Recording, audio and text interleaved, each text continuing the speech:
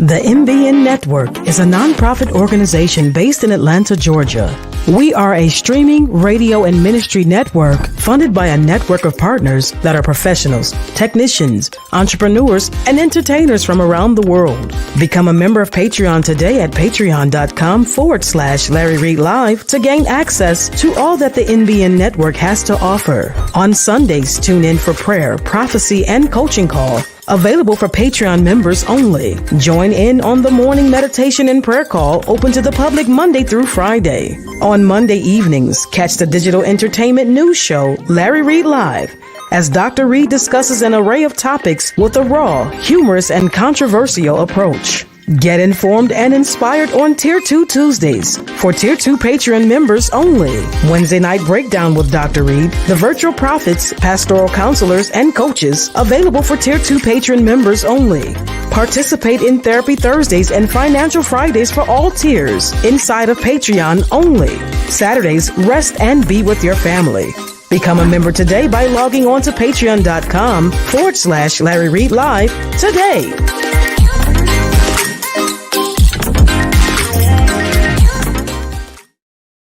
Join with people from around the world, praying 15 minutes Monday through Friday at 8 a.m. Eastern Standard Time by calling 667-770-1402, code 974-8029#.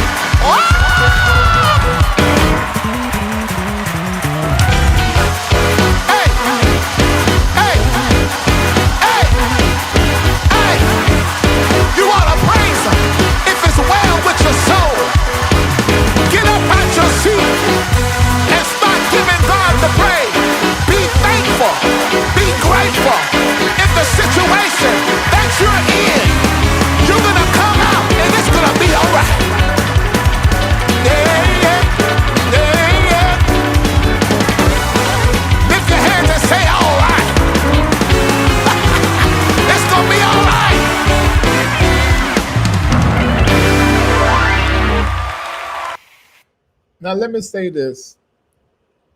It just came to my mind to play that. And there was a line that was in it, and we was in a chat thread. We got something we was discussing, and I heard it. God is going to use it. Let me say it like this: He is using it, and glory is being formed in you. Another glory. That means literally another level is being built in the inside of you. So everybody that is in here at the top of this broadcast, the prophetic word of the Lord is, and this is the voice of God, I am using it as my tool to create another level of glory and spirituality in your life and character.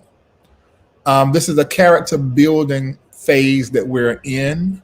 I repeat, this is a character building, possibly rebuilding stage that we're in right now. So the word of the Lord is for wherever and whatever you are sitting with or walking through. It is calibrated. It is tempered, set, and organized and orchestrated in a way to where you come out way better than what you were prior to it. And I know that that type of conversation is used and abused for hype in church. But we're prophetic people, prophets and mystics here. And I want us to cling to that in full belief, totally convinced that it is what God is saying about whatever your this is, whatever it is, that He is using it. Now, if you understand that, all of us use our wash rags, all of us use toilet paper to blow our nose, to wipe certain areas. And after it is finished being used, and whoever is being allowed as a use or as a tool, when God get finished, then He's going to wipe them out. He's going to wipe it out. And it's going to be as if it did not exist. And you're going to know that it existed long enough, as long as it took for it to end up working good in you. So what I am learning to do is that whatever, whenever, however that thing come up, then my prayer ain't God get rid of it. Unless the Spirit say that's what you need to pray. My prayer is, give me what I'm supposed to get out of this. Because that's what's going to cut it off. That's what's going to end it when it can no longer be of use.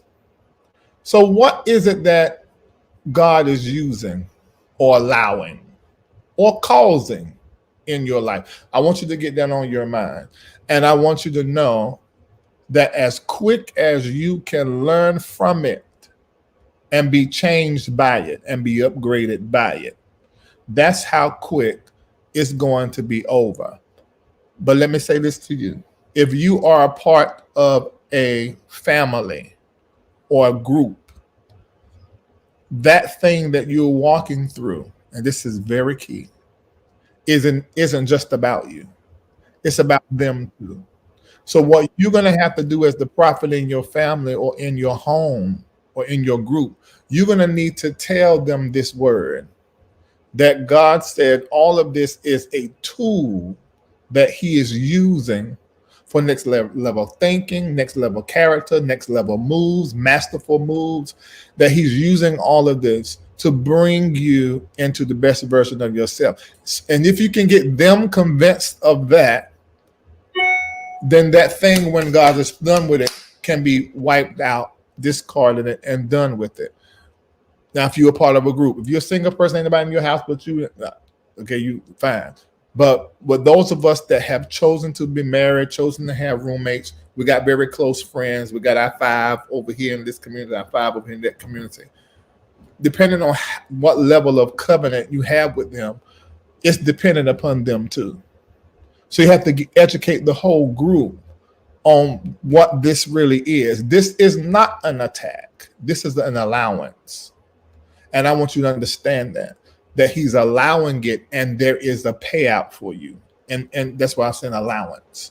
So once everybody gets that in your world and in your group, it shall pass away.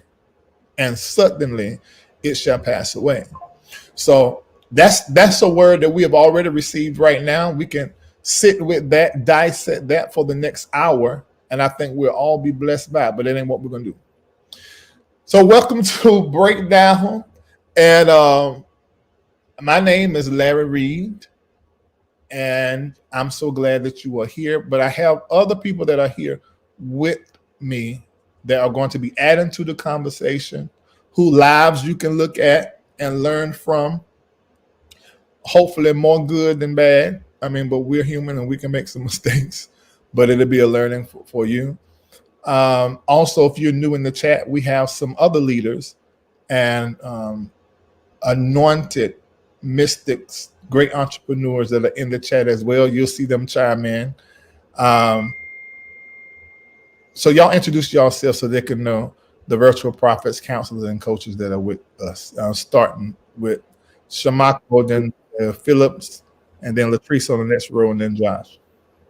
Hello, everyone. Welcome to our breakdown. I'm Shamako Bryant, Vice President of the MBN Network, as well as your virtual prophet, spiritual counselor, and coach. Before we introduce ourselves, I think it's important to say happy birthday to our VP, Shamako. It is the most important year, his 44th birthday. Thank you. Oh, we're the Phillips. Yeah, I'm Erica. I am one of your spiritual counselors and coaches, and also handle all things administration for the MBN Network. I'm Cameron. I'm one of the virtual prophets, spiritual counselor, and coaches. I'm excited to be here with y'all tonight. Hi, I'm Latrice, one of your virtual prophets, spiritual counselors, and coach. Very excited to be here tonight and get into the conversation. Hey, everybody. I'm Jacera, one of your virtual prophets, coaches, and counselors, and I'm very excited to be here. Good afternoon, everybody. I am Felicia Lachelle. I'm one of your virtual prophets, spiritual coaches, and counselor as well. Excited to be here.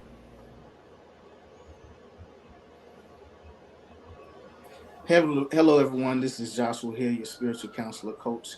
And also looking forward to seeing everybody on Friday for the financial empowerment at 12 noon. See you all there. All right. So these are the people that call you, speak the word of the Lord, and help you whenever you have issues. And there's some other ones, Crystal Locklear, Miss Pat, Kendall in the chat, who help you guys. All of us, really, we help each other. We got some people, the moderators that jump in there sometimes. And just thank you for being here. And hopefully tonight something has already been said that have hit your spirit. Had we been in church, y'all would have been watching me dancing. But we're not. Because I got that and it came right on time. I'm very clear on that. For the past 4 years, Paulina says, I have been under attack with a leader in my company who targeted me after I received a well-deserved promotion in 2020. I received this message because now you know it is what? Not an attack. This is an allowance. And there is going to be, there already is, it's about to manifest. The payout is about to manifest. And what is happening in your spirit and in your character could not have happened any other way except with this here. See, the temperature is set for what manifests as a result of it. And God, I wish you can hear that, and I wish you would believe it, that there is no such thing as something coming on you can't take. Because if it comes up, it's allowed. You just coming into the understanding, oh, I did not know I was this strong to sit with this. But certainly God, the universe, spend it in my lap because my lap can hold it. Yeah. And that's the reality. You don't want to pass it off to nobody else because you passing off the payout and you passing off the blessing. I remember when I was dealing with suicide so heavy in 2017, and I went to the closet and I looked up and I held my wrist out because in my mind, that's how we're going to do it. I said, if you do not take this, I'm going to end it. And the Spirit said back to me, I know it was God. He said this to me. He said, if I take this, then you will not be a fit for the future that is calling you. And in my mind, just a few of the things that I desired to do that I thought was my desire, but actually was his desire downloaded in me to do. And I need for you to hear that because that's what it is with you guys. What you want to do ain't even your want. It was downloaded in you to chase it or to manifest it. And that's what this community is all about, helping you manifest whatever your it or that is. And he's told me that. And when he told me that, I wanted it so bad. So you got to make up your mind if you really want it, because that's going to be tested. I wanted it so bad. I wanted that more than the bad, negative, whatever that was that I was feeling. And I said, well, Lord, just let me feel it here and there, not all at the same time. And it was as if he was like, bet. And then I began to walk that pain out for the next few years and process that. But what it caused me to be, oh my Jesus, I'm a yes for any trial. I'm a yes for any controversy. I'm a yes for any type of turbulence. I am a yes for any type of warfare, confrontation. I'm a yes, as long as I come out of this better and closer and with more than what I had when I went in, I'm okay. But when I whisper in prayer, let me feel you from head to toe. When I get down to pray, let there be a constant wave after wave of your presence. If I got that, I'll go through anything. And I'm telling you, if I receive your teruma, I'm talking to you. That you're going to have your own thing to walk through. It may not be just like mine, but you're going to have your own qualification, because anointings are discovered, recovered in the dark. So you can't be trying to run up out of that thing. Sit right there. And then what happens is you get recalibrated and changed, and you become the best version of yourself. And as the light begins to rise in you, that darkness is pierced and things are changed. So I want you to just hold out. You're in a transformative change phase. God is giving you a brilliance and an intelligence, and you are restructuring your entire life. You are changing everything about yourself, and you're about to make some very masterful moves in 2024 to where you're going to look back at May and remember who and what you was prior.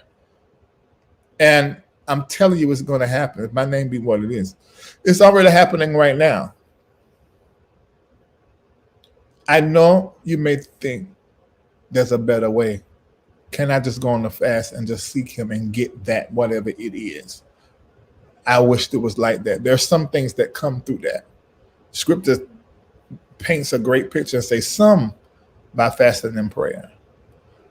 But when you are in your pressing place, like Jesus was, let this cup.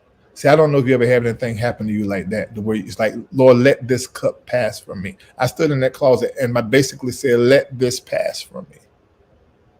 But nevertheless, not my will, but your will be done.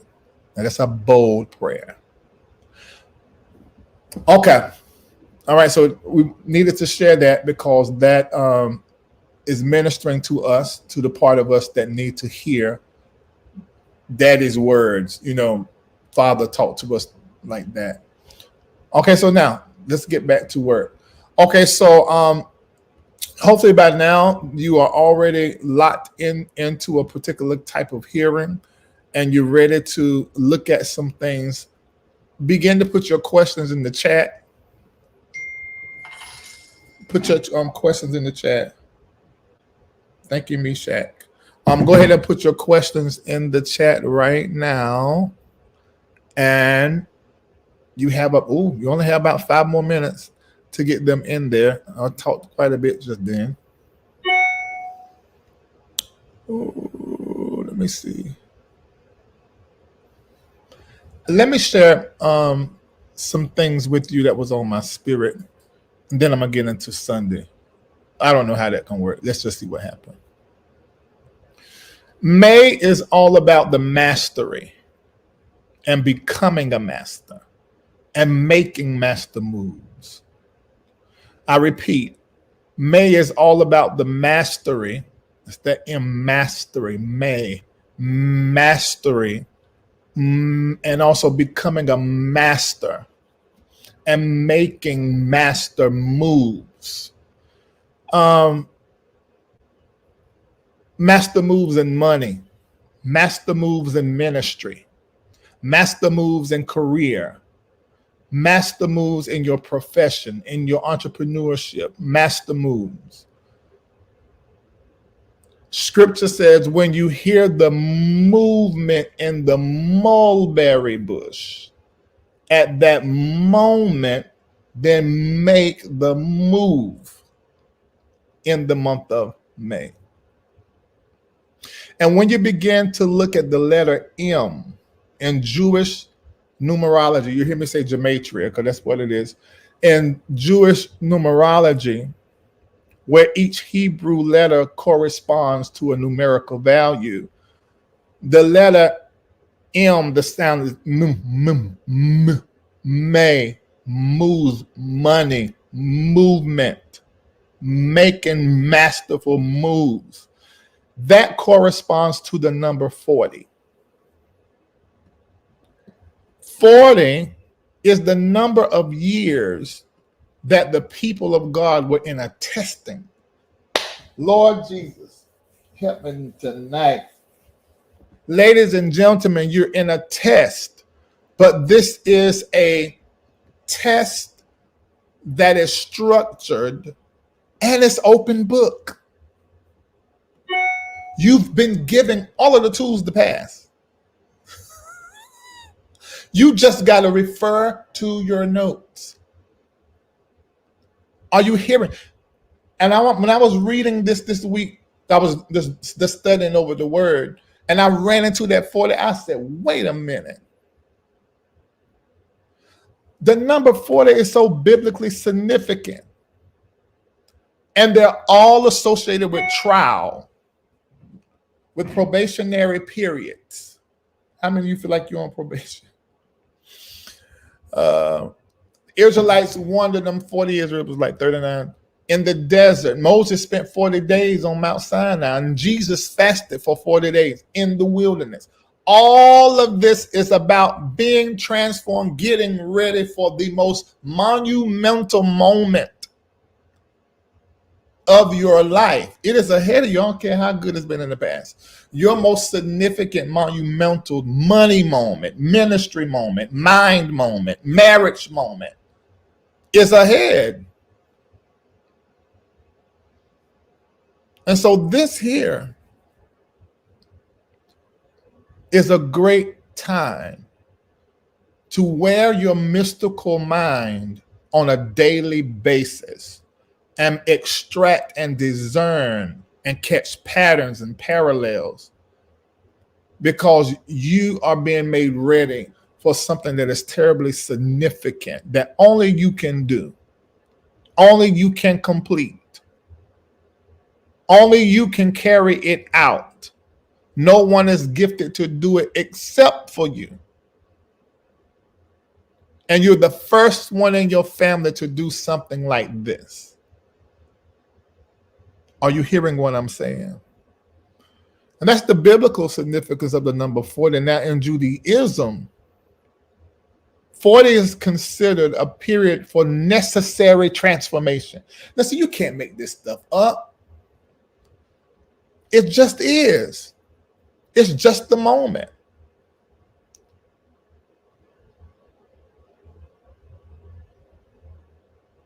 The idea in Judaism is that this is the time period where the human embryo is being formed in the mother's womb. I want you to know something is being formed in your womb in this transformative moment in May. You're carrying a newborn. And so you have to be careful in this season of your life because you are really pregnant. And it's spiritual. So there's a diet. There's certain things that you're just not going to be doing, not right now, not because they're so wrong, but you can't be involved like that because you're pregnant. And this is a pregnant moment. And I'm being made and remade, shaped and reshaped. In Islam, Prophet Muhammad was 40 years old when he received the revelation of the Quran. The number 40 is terribly important. And he gave several sayings. Prophet, peace be upon him, Prophet Muhammad, to signify an important time. So many sayings he gave around that. 40 is also a sign that all things are adequate and have been adequately completed. Ladies and gentlemen, we are being completed. All of you that have felt like I'm undone, I'm missing this last key and this last more thing in me that's got to be tweaked, you are being made complete so that you are a fit and ready for what is to come. All of that coming out of Jewish numerology, gematria, the Hebrew letter M, its value is 40. Interesting. What do you guys have to say about all of that?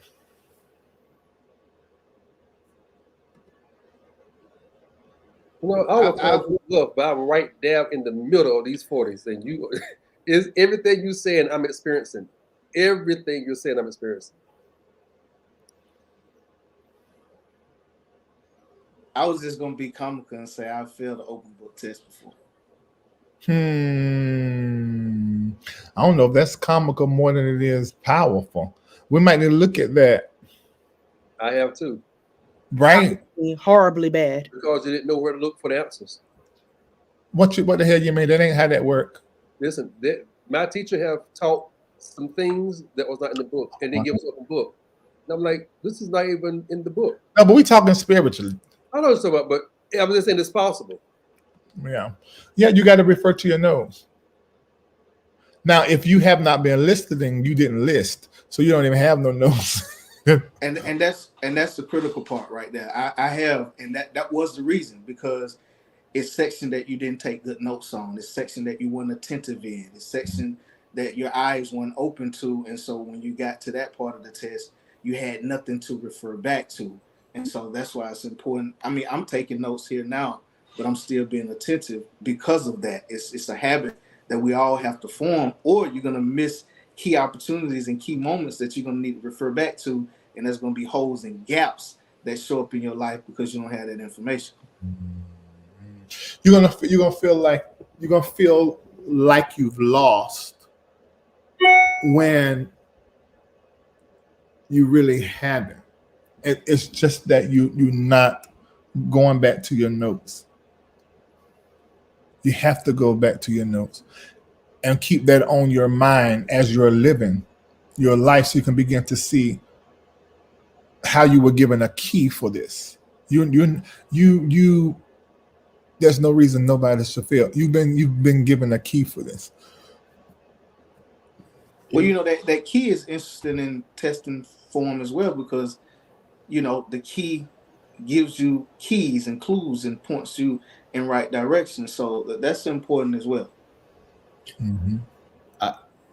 Past weekend, I had to take a major test to wrap everything up for my counseling stuff with the state. And I was good all week, but Friday hit and I started getting a little shaky. I started getting a little nervous, but I had to look in the mirror and literally tell myself, like, you are prepared for this because of everything that you put into it.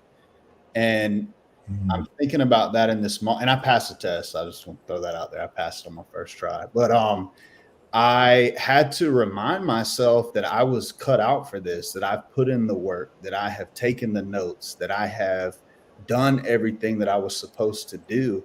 And in that moment, I had the confidence that I needed. And I think sometimes when you're in something, you just have to tell yourself, I am cut out for this. It's not going to take me out. You know, there was times most times I'm really good at taking tests because I have good memory. But there's times because of that, I passed the test. I still don't feel qualified because I only really went off memory. I don't even really know if I really had what it take to perform the task or perform that role. You know what I mean? And I don't know if that's normal sometimes because of how I passed the test, but that's always been an issue. I'm not feeling like I'm up to it, even though I did pass. You know what I'm saying?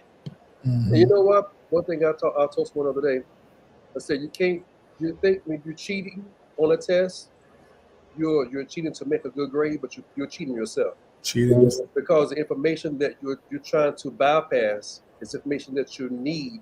The test is for your benefit. It's for your growth. It is not designed to take you down. It's for your benefit. And when you cheat and cut corners, it takes you down. Because you may get an A on paper, but then you have an F in your knowledge.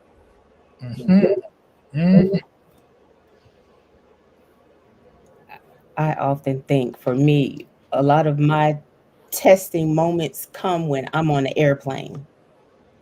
And I am often reminded of who I am in the turbulent times. And when I feel the plane is like, God, why you always want to be trying to test my gangster when we on this plane and this plane be dipping about 3,000 or 4,000 feet? I was like, okay, God, okay. But I have to reactivate who I am and say to myself, this plane can't go down because I am on this plane. It can't go down because I'm not finished. I'm not finished my work yet. So you can't go down. So I have to reactivate, and I'm often reminded of who I am in turbulent times. So I'm messed up. All right. Okay. There we go. So all questions have stopped. We only have 8 questions, which is pretty good. I don't know what that means. I don't know if that means I was not I didn't hit it hard enough on Sunday, or I was oh, you know what it is? Because I've been sort of working with staying around the same. I've not been going further. I've been staying around the same. So the questions are getting less and less. Oh, maybe that's a new pattern that I need to do. Another pattern we done on Sunday, when it's time for the stakeholder and supersede, I'm gonna drop a link. That went really good on Sunday. Really, really, really good. And that was actually a sort of fun. Prophetically, it was fun because there was so much seeing and stuff that was happening.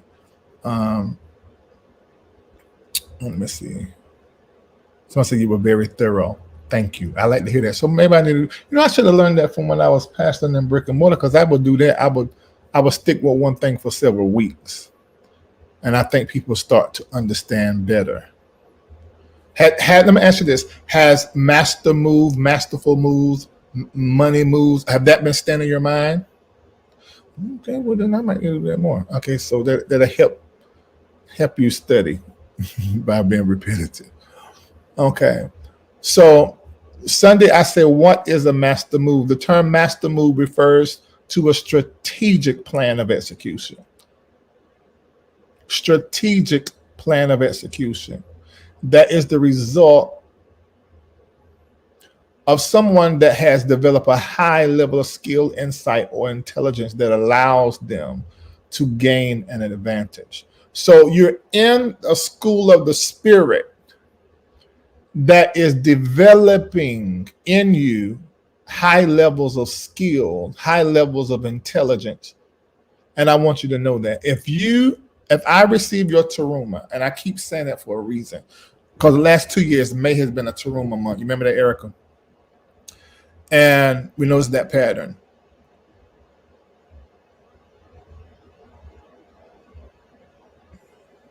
So maybe we need to do that tonight. But let me check into that. Oh, got it. The teruma is $40. Let's do the teruma now. Let's do the teruma right now. And this teruma, and y'all, you're gonna be able to claim all of this on your taxes first of next year, because we're putting my personal ministry into push pay. You start giving it there, but Miss Audrey said they can count all the year into it, I think. Maybe I shouldn't quote that. Let's say it might even be this year. We'll figure it out. No, it'll be this year when we start receiving it through push pay, but you can't claim the teruma on your taxes, but you will be able to the moment it's set up through push pay. You can.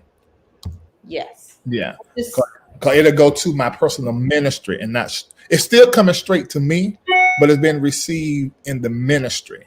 So you'll be able to add it to your tithe and seeds. Yeah, I told Bishop about that today. They're about to switch something up. Yeah. Now this 40 is the letter mum, for the month of May, and it symbolizes, its number is 40, and the significance of 40 I just went over for you. I was talking to Will McCray had called me today, and I know some of y'all don't like him, but I find him terribly entertaining. He called me today. He was saying, Larry, I do not know how you are able to deal with certain stuff. He said, these people talk about you online over and over, and like this use your name for clicks. He said, me, it tears my nerves up. I said, well, William, I have been dealing with something like this from a teenager. I said, I know it's hard to believe. I said, it's before the internet. And I said, so I'm not going to say that I don't feel nothing at times, but it's almost like, and Cameron, Joshua, Shamako, y'all can help. When you go to the gym and you are, let's say you lifting 40 pounds. I know y'all probably lift more than that. I don't lift that much because I don't want to be thick. My neck get thick and I swell up. I want to stay slim. And because I'm walking that runway in Paris. Sure am. Anyway, and so I'm gonna do it for a fashion. I was asked one time, said no. I'm ready for it this time. But and if you do that 40 pounds, let's say you can do 20 reps. How long it take you to where you be like, okay, I got to make that 45 pounds because I done got used to this now? You probably, if you working out, let's say you're doing arms, and you do arms 3 days a week, and you do 20 reps, and you do that 4 sets. After about 2 weeks, you're gonna be ready to bump that 40 up to about 45, right? But that's 20 reps. That's a lot of reps, and you're doing 4 sets. So you're doing 4 times 20. That's 80 in, and you're doing that 3 times a week. So the repetition is high, but after about 2 weeks, you're ready to bump that up. And it's because of the repetition. And that's what I was trying to tell William. I said, because I have repeatedly, I'm gonna tell you, I told somebody else, Manasseh, earlier today. I said, man, when your parents have rejected you and abandoned you and left you to yourself, this happened to me many decades ago. I said, there is nobody and nothing you can't say goodbye to.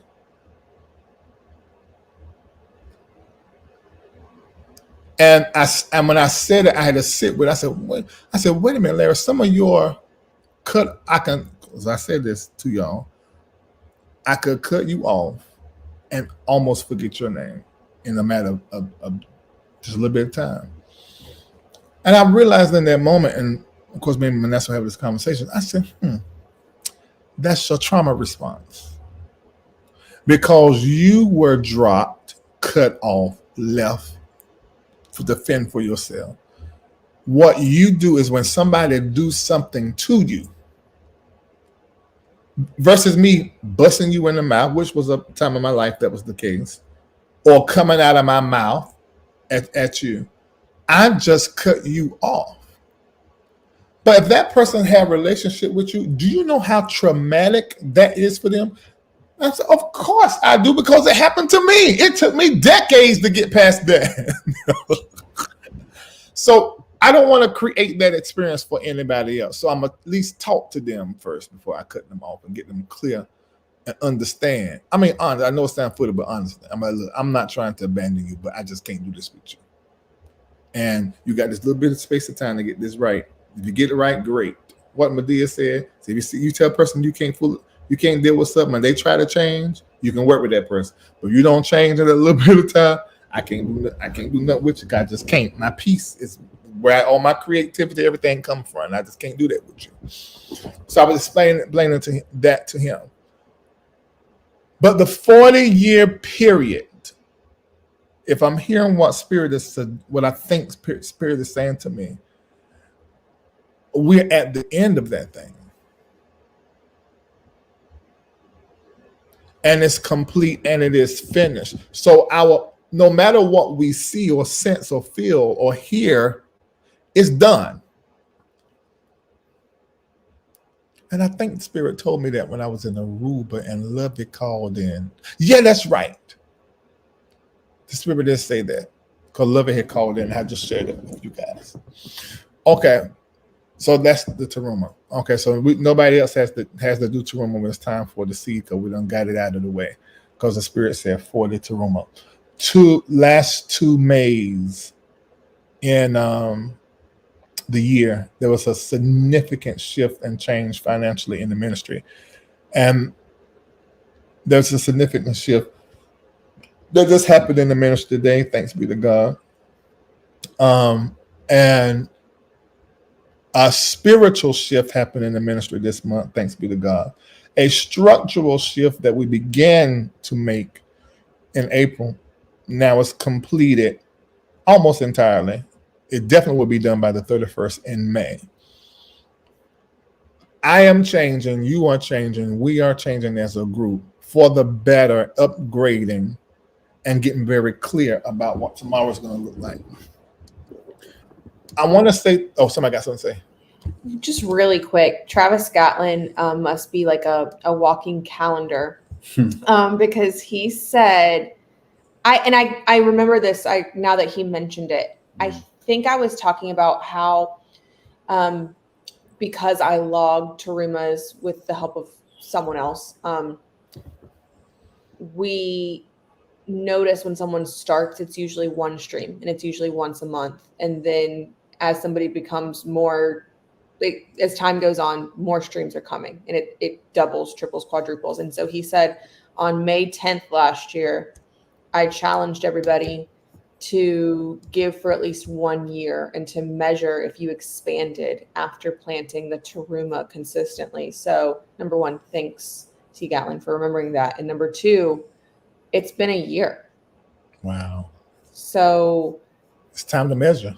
It's time to measure. I actually remember that, and I like encourage. I'm like, everybody, it's time. If you've never given it before, like, now is your time. And I feel that strongly. And also remind me of I don't want to use the word legalistic, but sorry that I fell behind on my Teruma. What's that amount that you're supposed to give if, like, oops, I messed up, I need to 5%. An additional, or is it 2.5 plus 5%, or is it 5%? It's double of 2.5, which is 5%. Mm-hmm. So maybe if you're like, oops, I forgot, or like, we're in inflation, I haven't been prioritizing my Teruma, maybe you're feeling it because you haven't been prioritizing your Teruma. That. Because see, the Teruma, and it's the smallest part. God, it's like it's such it just bedazzles me a little bit. Because it's the smallest part, but it's the most vital. And maybe that says something about how we are as humans, that because it's so little, it's like, we do 10%, but not it's the 2.5% that is the most important part. is more important than what you give to the house. And the scripture says, so that there might be meat in my house. It's more important than that. There ain't no house if there ain't no priest. The house is created by the mouth of the priest. And give it a year, 12 months, and do it first and instantly. You can do your tithe when we come here together on Tuesdays and I said Tuesdays. On Sundays and Wednesdays, because you may want to work in there. Maybe your tithe for that time is $100, but then the high performance is 155. Ooh, I'm gonna do that. So I can see you holding that for that. Because it's all counted together. But if you can just get into a habit where you begin to see, and we actually done a teaching on the teruma. August the 24th, am I correct? Of last year, it was a long, drawn out whole live. And I did it on that Sunday, and then I turned around and I did it on the Wednesday. And I gave scripture and historical as relates to the teruma. Do anybody remember the date of that? Together, I might remember that. You remember everything? I have it. Hold on one second, because I also Kindle transcribed it and we put it in the FAQs. Okay, great. Okay. And the recordings in there too. Great. Okay, good. Okay, so you can go back and refer to that. So I ain't got to find my notes right here and then try to and get caught up teaching on that. It's on page. What page is this? 11. Page 7 of the FAQs. So if we do bit.ly/MBN FAQs, it's on page 7. Okay. With the hyperlinks and everything. Okay, great. Okay. So it's the smallest part, but it is the most vital part. Because what you do every time. Somebody, was it not either? Who was that time I got sick, Mako? And somebody got moved by the Spirit and started sending terumas. And I got healed by the teruma. I mean, I was really sick. I knew it was hard to believe. Folks be lying so bad. But I don't tell lies. I was really sick. And I said, what happened? Mako, you were sitting here, weren't you? And I was laying on the bed. I was sick. I said, what has happened? I said, strength is coming to my body. And it was saying, zing, zing, zing, zing, zing. I said, Mako, the teruma just healed me. I feel like ain't nothing happened to me. And I was fine. That was it. It didn't come back later. It was gone. It's small, but it's the most important part. And I was going to say this. There's something that happens in the transaction to me. Of course, you get $2 and 2.5%. Yeah, that's that. But there's something. It's something. I'm trying to find a word. It does something.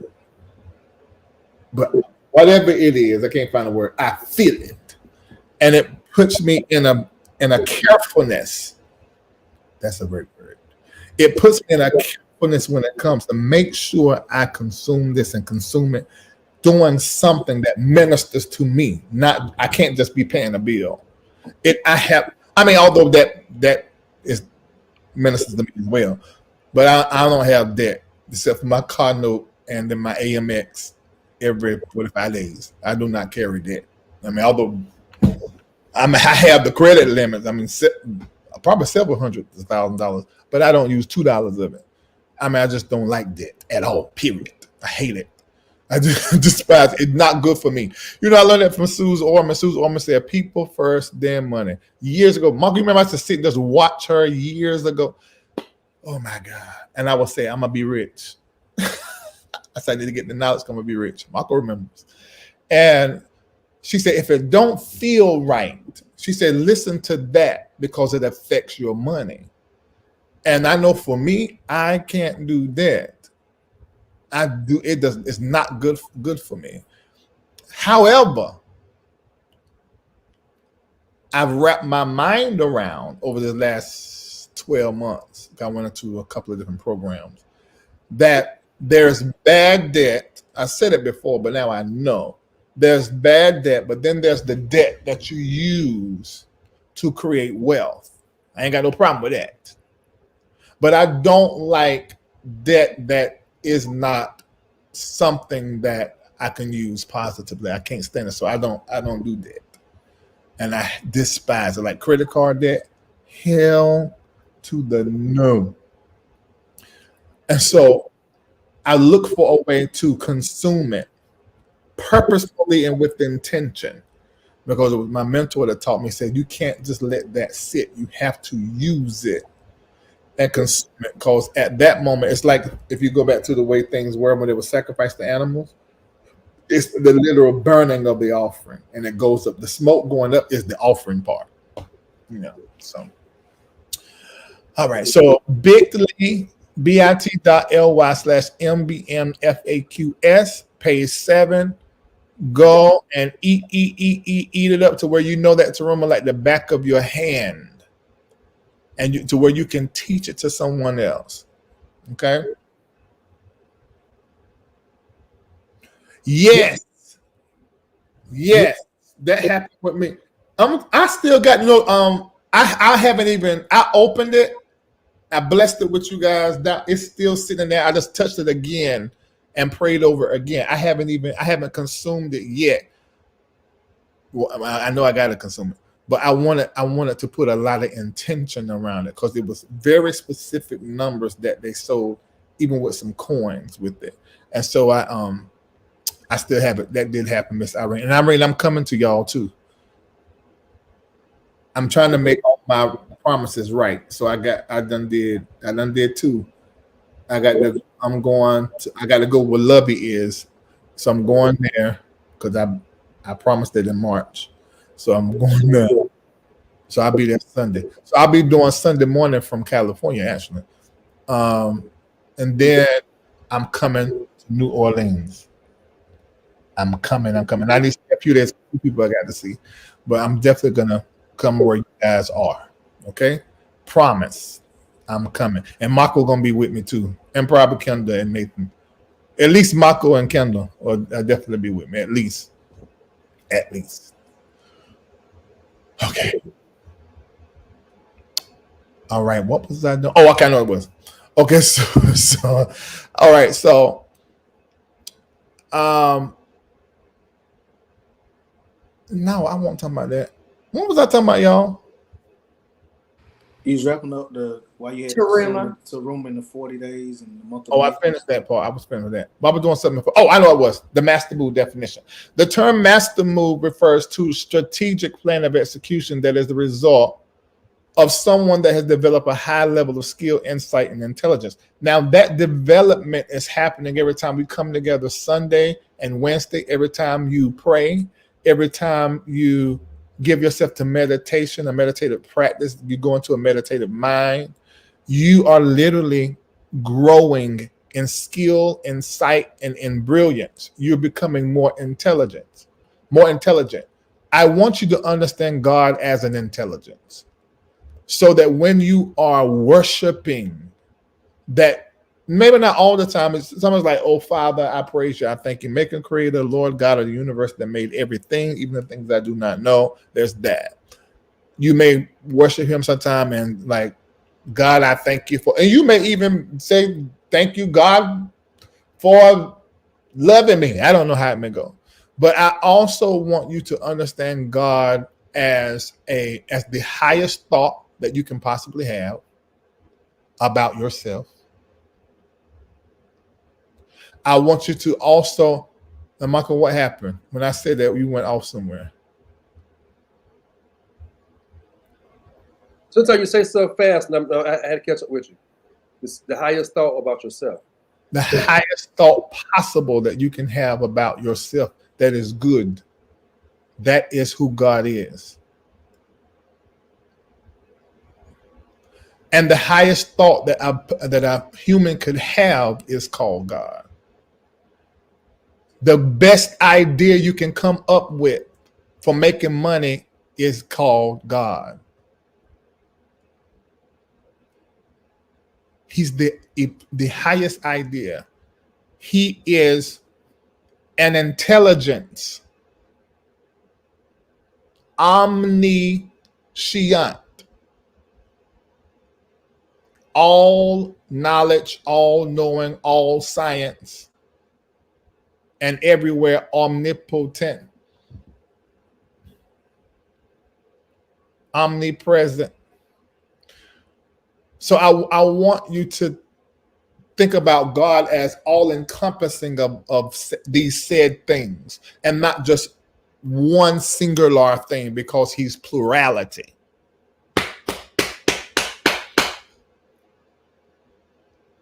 Now, this is going to disturb church brain, and it's going to disturb some of your thinking. But I'm talking to the mystic in you.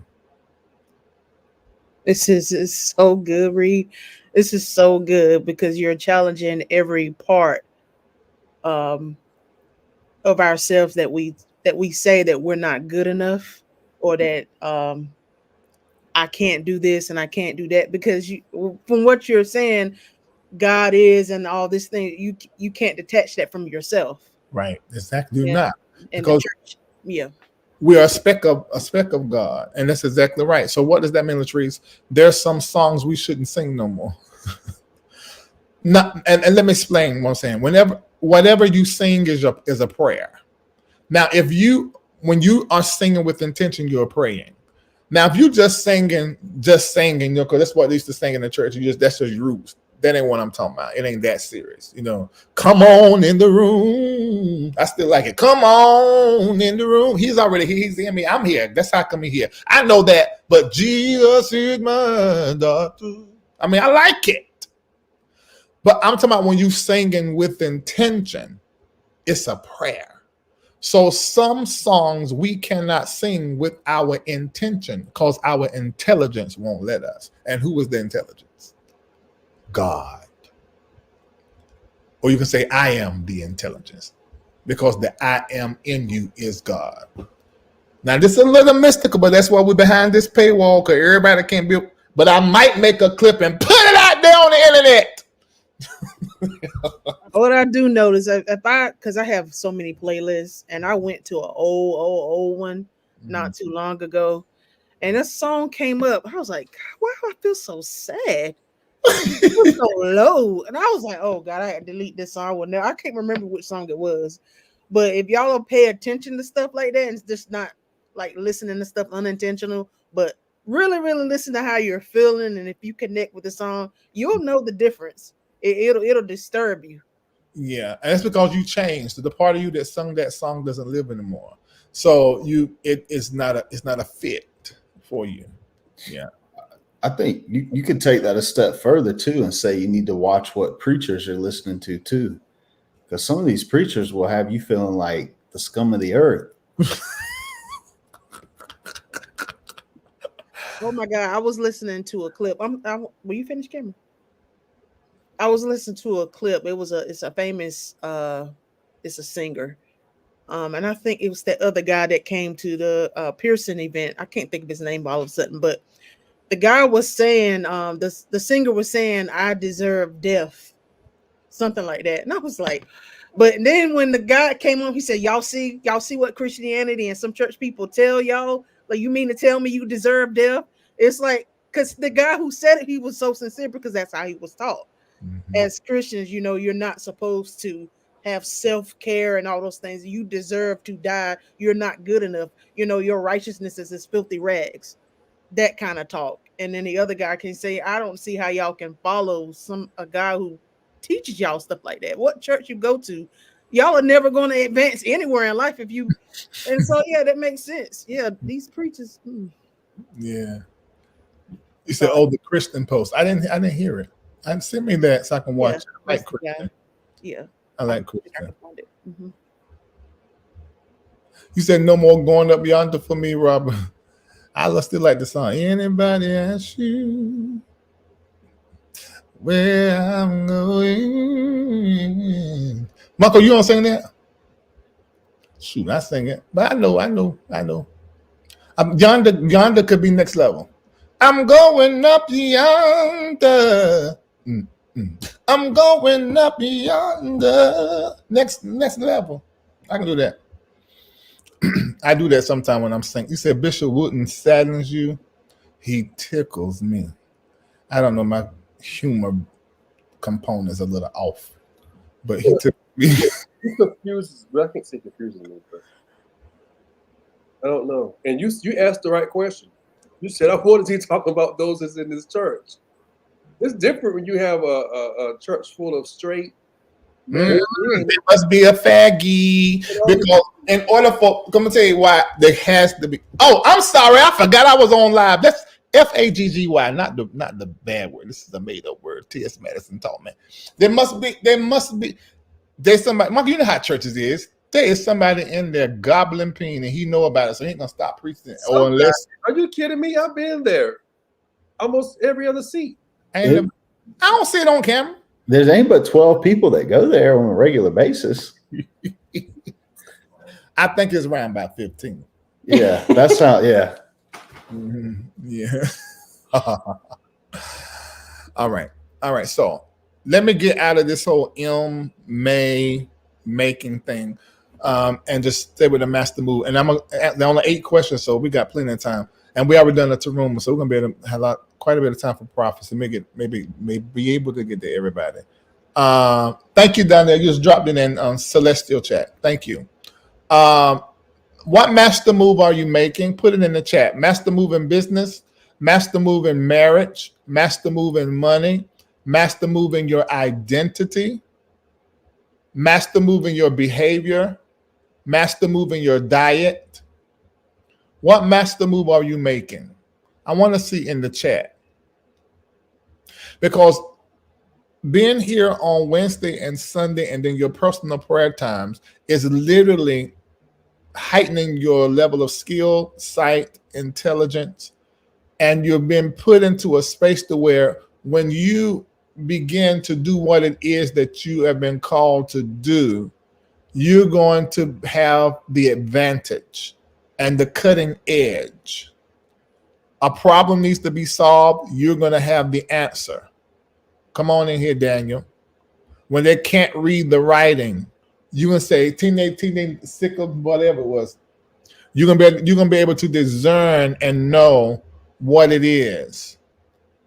And I want you to think about chess. You're gonna make that move that is most clever and is a game-changing play. You are going to do it.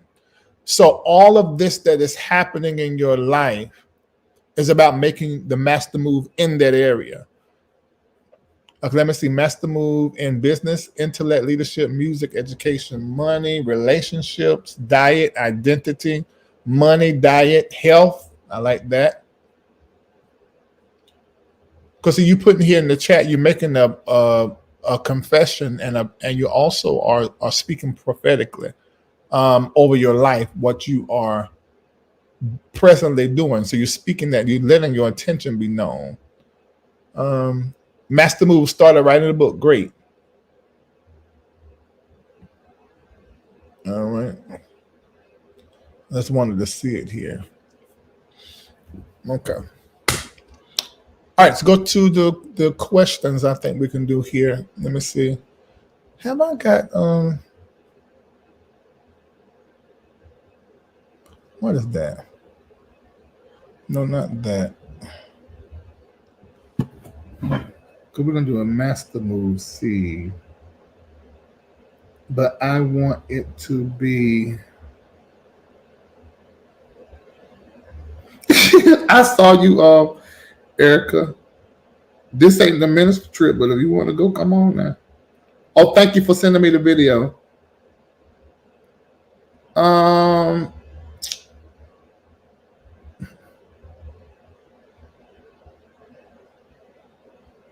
What was I getting my phone to look for, y'all? Oh, a graphic. Hold on a minute. Anybody got something to say while I look for this? I do want to say what I've noticed when you do this sort of like this series thing.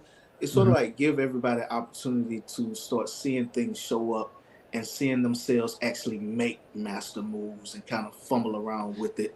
I know one that I'm making for myself strategically is giving over some administrative stuff tied to some properties I have to my wife so I can just ready myself for expansion because it was just bogging me down.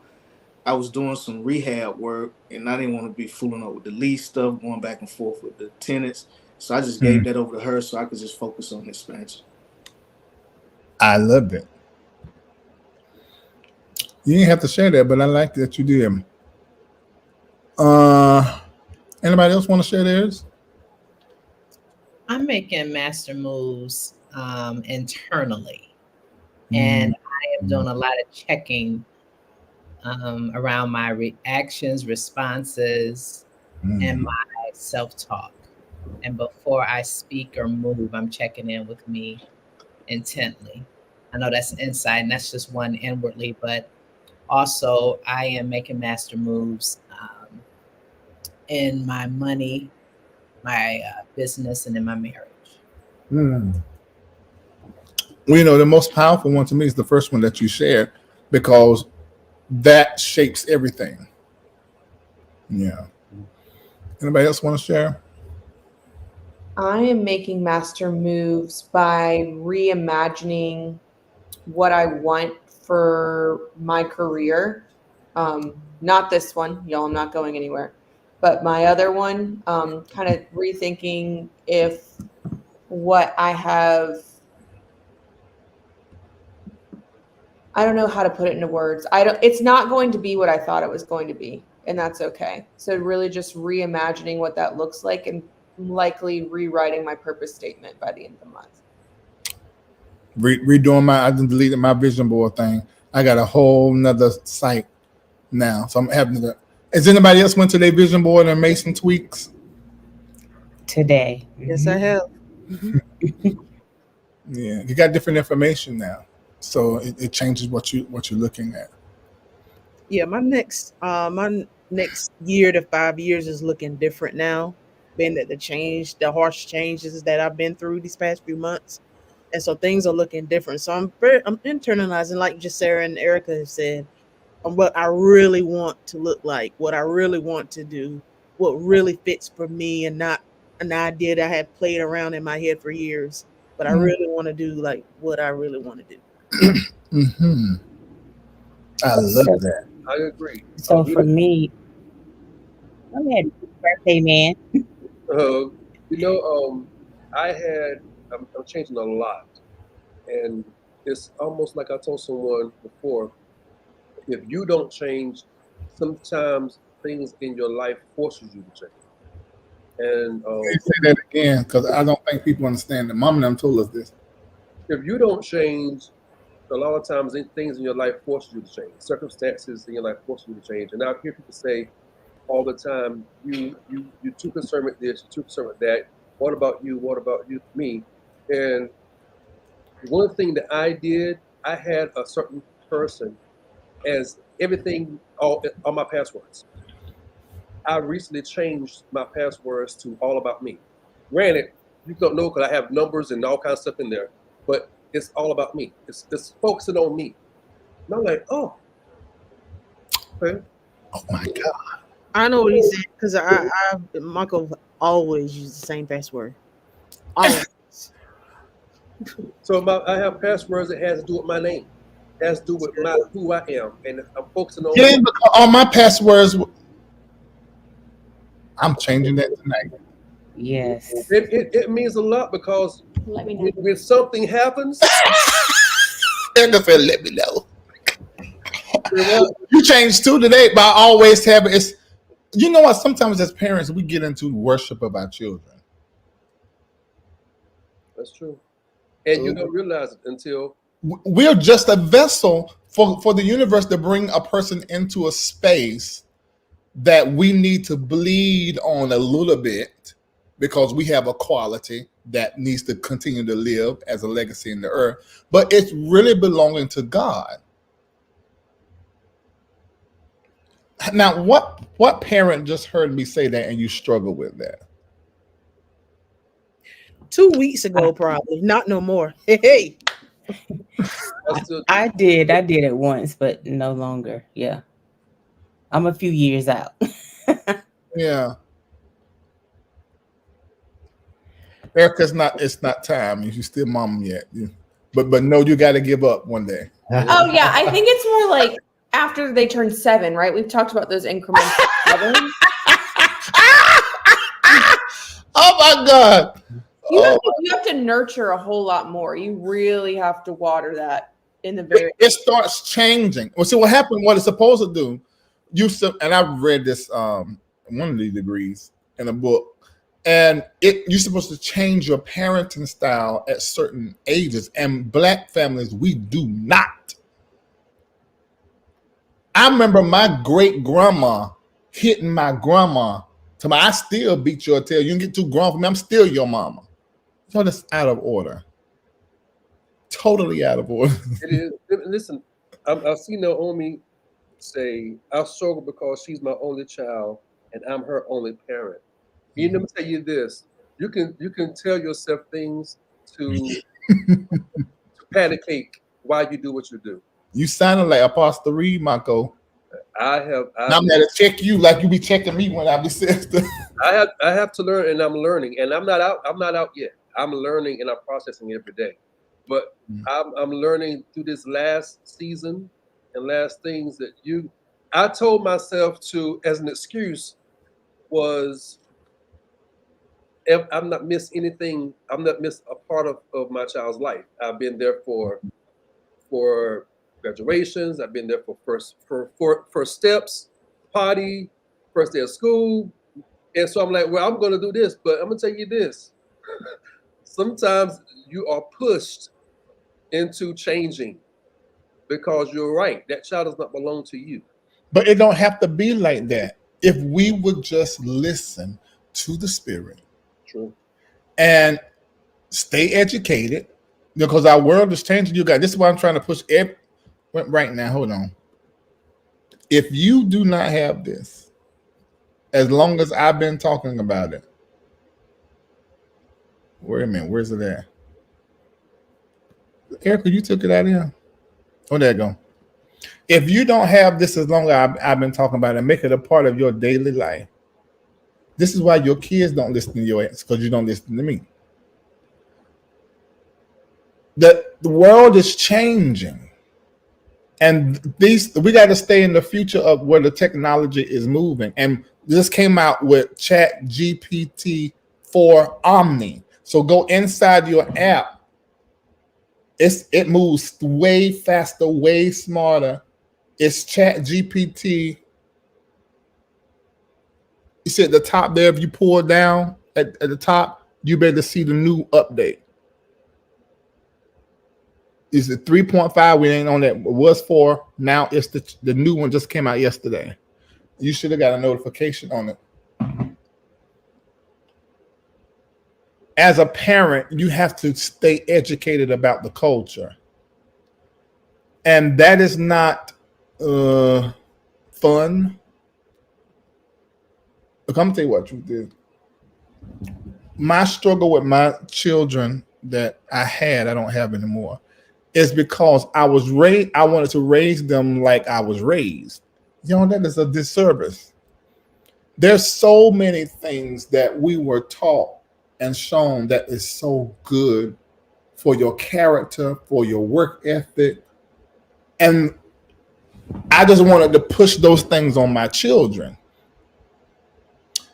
And I was going to do it and was doing it without considering the world that they are in. So I had to begin to get into their world, get their language. That's really what I started when I started listening to secular music in 2017, I think. No, 18 when they came to visit. I wasn't listening to secular music because I'm saved. So I'm on that. But that's when I started listening to secular music. It was my children, because I started trying to understand what was happening. And I would ask them questions. And I just began to just get in there, still with my goal is what it is, but start working with that. And I come in the house, I'm farther along than a lot of my friends around me. Well, I'm just use Mako. We come in the door then. It's already got to be out there smoking weed every day. I said, look like she might be addicted. We don't talk to her. But she every day, like she come from school, she gotta have some weed. I said she can do it out there where I can see her. And Daddy bought the weed because I know where it come from. And if she went and got it from somebody on the street that's laced with something, these folk dying. I had it shipped from a dispensary. I ain't gonna call no names, but it's shipped so that I know what's up. So I make sure it ain't got no fentanyl thing. I would have never did that 3 years ago. Y'all watch Reading Things My Way. 2 years ago, I wouldn't have done that. But I had to look. And so let me tell you what she do now. She was going somewhere and then get home late in the night. She said, they had some alcohol there, but I ain't drink it because I didn't see where it came from. I said, my baby, listen to me. She said, so can I have the Don Julio that's up there? I said, yeah, baby, go get it. I would have never done that. Never. When they first came from Florida, I ripped the clothes, cut through them. You ain't wearing this mess. I mean, and it's just not working. It was not working. So as a parent, you really have to stay plugged into what is happening in their world to then take all that great old school. Say what you want to say. For me, old school wins. I'm at 46 today. I sit in the car. Mama was right. I done said that so much in the last 2 years. We had the best upbringing in the world. I mean, cause we are great people. But you can't do them like that. You have to find a way to work with that thing. And as a parent, you have to stay educated or you're gonna get out of the loop with your child. It may mean some uncomfortable conversations. My daughter come here talked to me the other day about catching the STD and how big her boyfriend Ping was. That's the only reason why she liked him. So it was hard to break up with him because his Ping was so big and she enjoyed it. I'm her daddy. And I'm like looking like this. And I'm trying to be very regular, like I'm regular. I said, really? I said, sorry, I said, I'm just going through, but in the inside, I'm dying. Yeah. So and then I'm like, oh my God. Why? But I'd rather her talk to me because then I'm going to give her the wisdom on the back end. And she just talked right open to me. Was never like that before. And I'd rather her make her mistakes because she makes some stupid ones right here in my house. So then when she leaves, I'm like, okay, I ain't got nothing to worry about because I done showed her and I done told her. And she probably still going to be stupid. But she'll come back because if the scripture is true, and I believe it because of the principle of the seed, you sow what you reap. So if you put that in that child, when they get old, they ain't gonna go but so far. That's how I believe. Joyce said, I can't unbutter pecan. Say, all old saints eat butter pecan ice cream. I got something in my freezer right now. It is good though. Jesus is good. That buttery ice cream. Okay. All right. So I saw y'all say master move in business, master move in marriage, master move in money, master move in your identity. Is everybody here clear? And Sunday I went through 5: career advancement, financial security, health and wellness, relationships, and personal development. I think I did. Did I go through that Sunday? Okay, y'all looking funny. Okay, fine. Well, I go through it Sunday and go deeper. So let me put a pig in it right there because I didn't spend time with this. I probably rushed through it. Let me go through that. Areas of master movement. Can you text that to me so I can remind myself to go into that on Sunday? All right, so and this may seem like a redundant question because it's asked a lot, and I know if you took Erica's class, she asked you. Are you very clear on why you were born? Okay, let's do an exercise right quick. We're going to do it with the contractors, and I want to see y'all do it in the chat. Sum up for me in 8 words. Why were you born? You know what? I'm gonna take it further. No, I give 8 words. 8 words is fine. 8 words. Why were you born? I'm only used to development of others. Good. I'm gonna say one. Oh, care. I got several and I got them written down.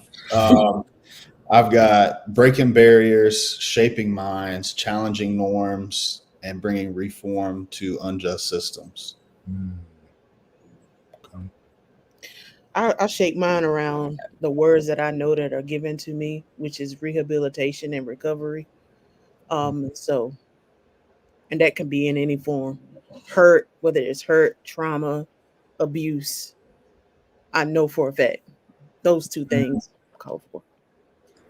That's broad. It's alcoholism. This whole lot of different stuff. Go ahead. I've done it all. She in my field. So one of the words that I feel like is a nurturer and self discovery. Self discovery. I am a voice that's called to heal, to cultivate, and shape leadership. I like what you said. You said I am. You said it as you're very clear on it. And I like this. Naida is very clear. I was born to expand the experiences of others, and you get that. And so let me tell you how I know, because everybody that said what they said here, I get that from you. So I want, and not saying it's not true, but Kelly, you said I was born to help others. And Mark, I want to also see you build out the care. It's too vague. What are you here for? I'm here to help others. That seems a little vague because we all here to do that. So I want to know why. What are you here for? And you got to live your life and make your decisions and choices and even friend people with that clarity. And you got to even when you're doing networking and stuff, you need to have this in you because you don't want to network and connect with people that are connecting with your vague sense of understanding of self. You need to connect with people who are the result of you holding that magnetic knowledge of exactly what you're here for. So you pull the right people in. You're gonna say something, Erica?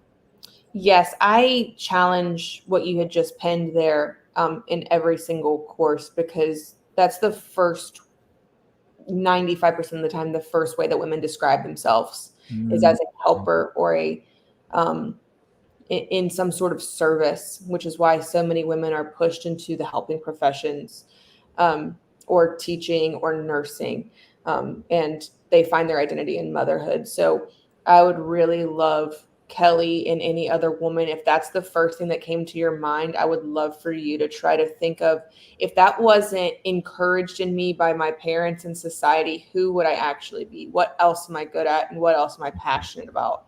Excellent. Yeah, because I'm seeing it quite a bit. It's too vague. Even T. Gatlin, music and men, do what in music and do what in ministry? And this is what May is about, is becoming masters and the mastery. Can I also say one more? Oh, we just taught this class today and last week, where we describe ourselves as like actual words. So like, I am a teacher, I am a purpose guide, Cameron is a therapist, Cameron is a reformer. So like, I want you to, even if you are a helper, I don't want you to say I help others. I want you to describe yourself as that thing. I write books. No, you are an author. I am a purpose guide instead of I guide people to their purpose. Like really describe yourself. So if you could walk up to somebody and be like, hi, I am a. Introduce yourself as that. Yes. And I like this. This is getting closer. I like this better than T. Gatlin's. I speak to people through song. I like that. Now, what do you speak to people through song about? That's what I want to know. There's a little coaching going on right here. Same thing, helping others. You help others how? Breaking generational curses of poverty. Health, nurture, advocacy. Okay, I like advocacy. I like that. Everything else is too vague. And generational curses of poverty. You talking about your family or talking about in the Black community? Poverty is the result of impoverished thinking. You have almost a doctorate in education. So what are you going to shift in impoverished thinkers? Because impoverished thinking is the actual disease, not the lack of things or the lack of money. All right. Same thing. I have something. Yeah. Mm-hmm. I just want to add on, if you've ever taken Erica's course, if you have not, but one of the exercises in her course is really gathering information about what others may see about you that you don't see about yourself. Mm-hmm. And that's very helpful because a lot of times we underestimate who we really are and who we actually impact and influence. Mm-hmm. Exactly. Rhonda Jones, service inspire. What is your service and what are you inspiring people around? Somebody gonna say something? Yeah, I was just gonna say to Jacera's point, something that I've seen, something I've experienced myself, but I see it a lot in others too, is that we'll say these things and it's fun, but we really don't believe it deep down. And so we say these things and but I think the real work is you seeing yourself as that before you then project that to others. Mm-hmm. Absolutely. Like here's another big one. Let's help coordinate. To assist. To assist who? To do what? And why are you assisting them? Remember in the prophecy Sunday, I said, it's like you've been moved from assistant to where you're not going to be the assistant. Somebody's going to assist you. And she said, I retired. I said, what you retire as? She said, as an assistant. I said, oh, Jesus. And then I said, but the Spirit said you are going to need an assistant because you can da-da-da-da-da. So I don't want you. It's almost reminiscent of what Erica said women do. What is it? And assist who? Do you assisting high-powered women or high-powered men or, high-value people? It can be so many. What is it? So that you need to know. And that needs to be in your identity cemented and clear. It needs to be a clear part of your vision so you're not so random. And know your value. I think something you said on Sunday goes well with this. You talked about being, becoming, and doing more. And I think, like Cameron said, when you do identify that it or that purpose or why you were born, you gotta be, you gotta become, and you gotta do more around that so you can embrace that and continue to cultivate it. Mm-hmm. Okay, this is getting closer together. I am born to minister, teach, and build others up using my gifts in music. Okay, that's better than what you said. Was it the 8 words? The reason why y'all was struggling? I was trying to get you zeroed in on so you clear. Okay, I was born to break impoverished thinking. Now I believe that. And see, you know what? What I noticed a lot of time, what we're called to do in others is what we are or have fixed in ourselves. So I believe that. I was born to be an advocate for those who have had traumatic experiences who cannot speak for them. I believe that. Nurture and advocate for people who are in need. I believe that. I believe you're clear. So your business need to come out of that. Your work need to come out of that. Because your money is tied to that. See, I was born to inspire people to discover their authentic selves spiritually, mentally, emotionally, and physically through prophecy, good, comedy, motivation, entertainment, coaching. Okay, that's pretty clear. That's pretty clear. Can I ask, or make a statement / ask you a question, Reid? How important is like doing this work so that you can really like identify your client, your or your, you know, whatever your, who's going to use you or patronize you? Like how important is this to that?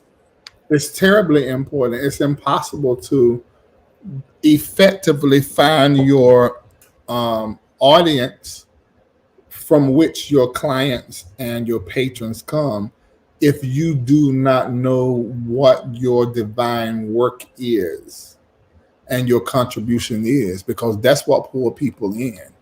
It's you being whatever that thing is, actually being it and knowing it. That's what people get drawn to. So that's terribly important.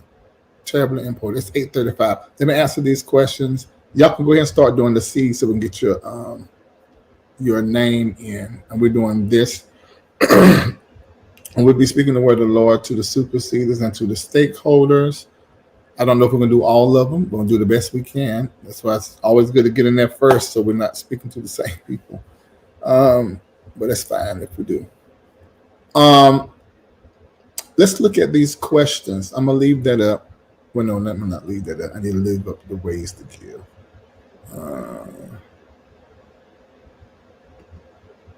Leave that up. And I need somebody to write out. Did somebody write out? Excuse me. Did somebody write it out for me? Okay, here we go. Thank you. All right, let me look at these questions. Jeanette Jules, how did you shake all of the negative energy off? Okay, Jeanette, give me. Oh, you asking me personally? What negative energy? What was I discussing? Give me a little bit more in the chat. Come to look for it so I can answer her question. Kelly Ladon, question: what's the difference between denominations? Just the way things are done? Great question, Kelly Ladon. I have been saying for many years that, and I still re-echo it, denominations are demon nations. And that's just plainly put. Whenever you see demon or devil, you need to always think how the demonic or the negative or the evil in men are contributing to something that is considered diabolical. So denominations are man-made constructs for within religion. Religion is as it is already, but then inside religion, men start to create these tenets, these rules, these ways of being, and then they create whole movements around it. I don't care how much spirit move amongst them, how much great and good it does. The reality is it is a construct made by men. And if the men are not managed, it's going to be a demon nation. It just happens. And it happens every single time when men are not managed and stand under the influence of spirit. It just turns into something horrible. So the difference is the doctrine, the structure, but they're all supposed to be, at least in Christian denominations, centered around Jesus. But you'll find out that all of them are structurally and doctrinally different, and they're segmented accordingly. All right. Why do you think about, what do I think about the Apocrypha? It's just a part of the sacred text in Christianity that we don't really refer to. Um, Dead Sea Scrolls, I think, is in the Apocrypha. A few of the books of in the Maccabees and them, but it's just the parts of that are not a part of the canon. And when I say canon, I'm talking about the collection that we call the King James Version of the Bible. That's like the accepted canon, 66 books. And then how many books are there? Yeah. So that is the accepted Christian sacred text. But there are other sacred Christian texts. And the Apocrypha is one of the as a gathering, a collection of a few of them. So I think all of it should be read and consumed as a book written by men about God. And in some parts of it could be literally borrowed and made up. But I think you can I get stuff out of a movie. So of course I can get something out of a Bible. I mean, the spirit, I can be watching something on TV and the spirit let me say, ooh, that's just like when God does da. You should use the Bible the exact same way. The exact same way. And not feel like there's some special thing that is on the Bible because God wrote it. No, he didn't. He ain't never wrote a book. Men wrote the Bible as they were led within their heart or by the Spirit or by politics or by power to do. That's the reality. Because some things were put in there because people paid enough money to put it in there. Some things are in there because it literally just comes from Greek mythology, old African and Egyptian religions on Horus. Even the story of Jesus is the story of the sun god. So it is as it is. So, but if you look at it in that light, you're going to extract from it living water. And that's the absolute truth. Because of that's why the Bible is so spectacular to me and amazing. Because I use it that way. And you should too. All right, Latina, how you doing? Question, I recently saw a video about past life regression.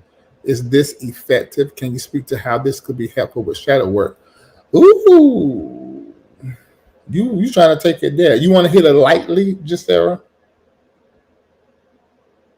Sure. Hey, Latina. So my answer to that question is that past life regression will allow you to tap into the unconscious layers of yourself that contain repressed memories, even situations or trauma that can help you to begin to understand some of the triggers that may show up in your life. I hope that helps. When you get it done, though, you want to make sure that whoever does that, a lot of times with the past life regression, sometimes cord cutting is a part of that.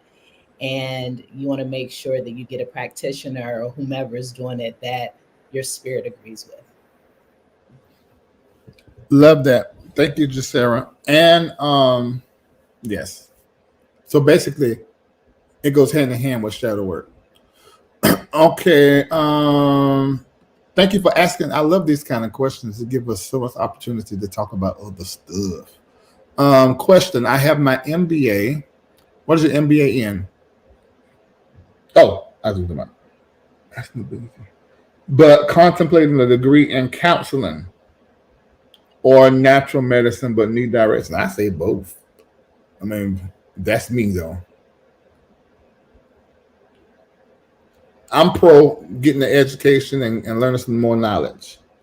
The natural medicine aspect, being that you're a Black woman, it's so needed in our community for Black women to be educated on naturopathy. I think that's good, but that's just my preference. I mean, what you guys think? Those you know, Alicia. If she's going to pursue a degree in counseling, just make sure that you are prepared to pay for it, Mhm. and that you are also prepared for at least 5 years before, a good solid 5 years before you're able to really go into practice and licensure and all of that stuff, because it's a lot of testing and processes that you have to go through to get licensed in various states, etc. So, and the natural medicine, I mean, I'm a big proponent now of more certifications. I'm not knocking college, because if that's a part of your calling, that's great. But there's a need for people with certifications, and that natural medicine can definitely fall into that. Mhm.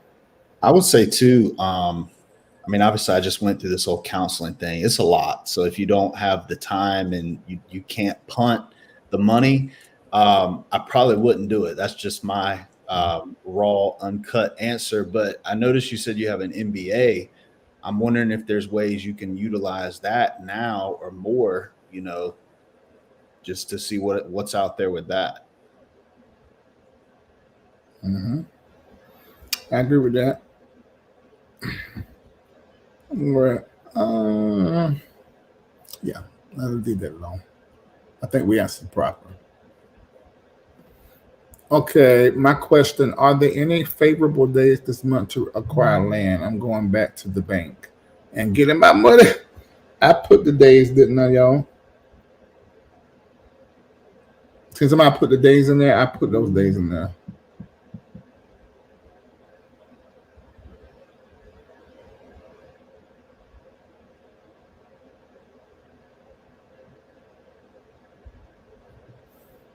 All right. Torn between two churches, which one to leave or stay at both, and two positions on my job. Wait a minute, did I prophesy to you? No, I was supposed to prophesy to you, but I didn't see a seed. I called your name out either last Wednesday or Sunday. I remember your name. Um, my job, promote or become lead in the department I'm in. Need direction on what God would have me to do. Let me ask you a couple of questions. Let me drop a link, and you had to come on so I can answer your question.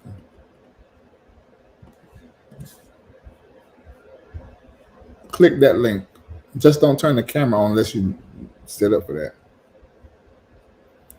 Let me see. I keep seeing the number 42. Can anyone tell me what the number 42 mean? Let's look at 42 as a whole. In numerology, it means balance. It speaks of partnership. It also speaks of enlightenment and spiritual growth. The number 4, let's look here, because we're splitting them up now. The number 4, excuse me. The number 4, divine order, organization, measurement, discipline, foundation, reliability, and structure. The number 2, duality, partnership. So, and 42 means partnership. So this is partnership, team, double, connection, adaptability, cooperation. So I will probably begin to look at anybody that you are in a partnership with, one person or a group of people in the community that you're in. It sounds like the spirit is probably trying to zero you in on considering your partnerships, and then also getting you to consider something, a new spiritual way of doing things and being and practices. That's what I will pull out of that 42. Anybody got anything they would like to say?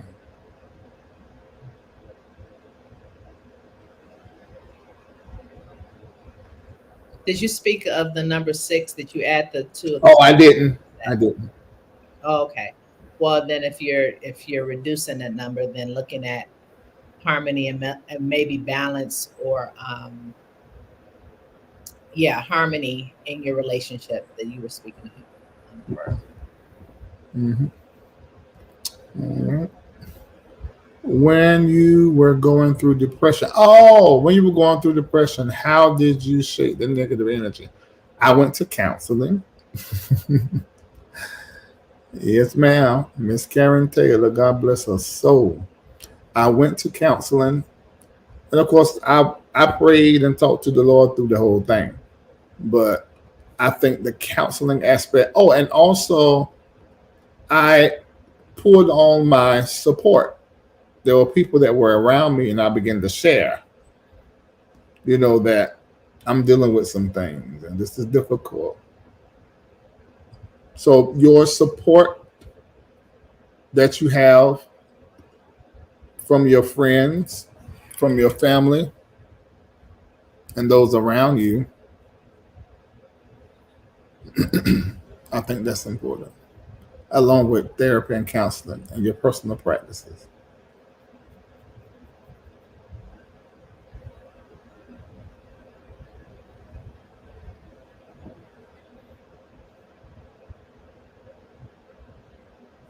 Okay. Oh my God. That's it, except for Donovan. Um, he didn't hit the link, did he? I don't see him. So Donovan, you have to hit the link for us to help you out. I need to ask some questions.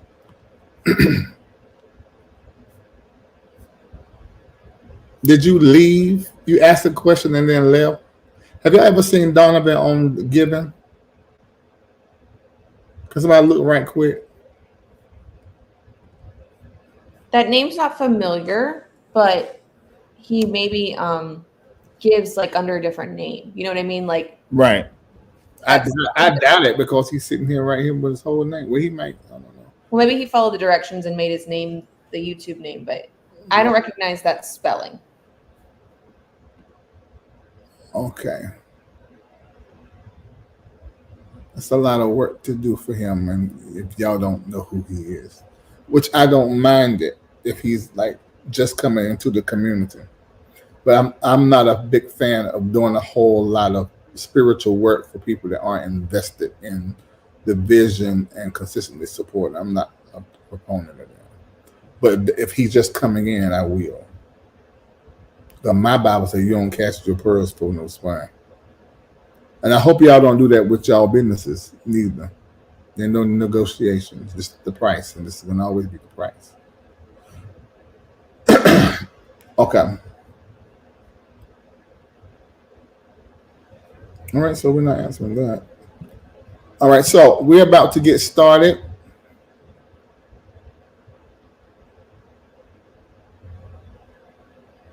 So he asked the question, they live.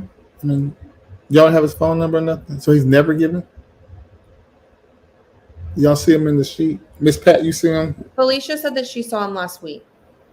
Oh, I saw him in the chat. I didn't see him. Oh, I'm checking it. I'm checking Patreon to see how long he's been a patron. Yeah, see if we can find his number. Call him. Never. Oh, Miss Pat never seen his name. On to the next. Okay. All right. T. Gatlin, you said you got to go back and catch the letter half or what?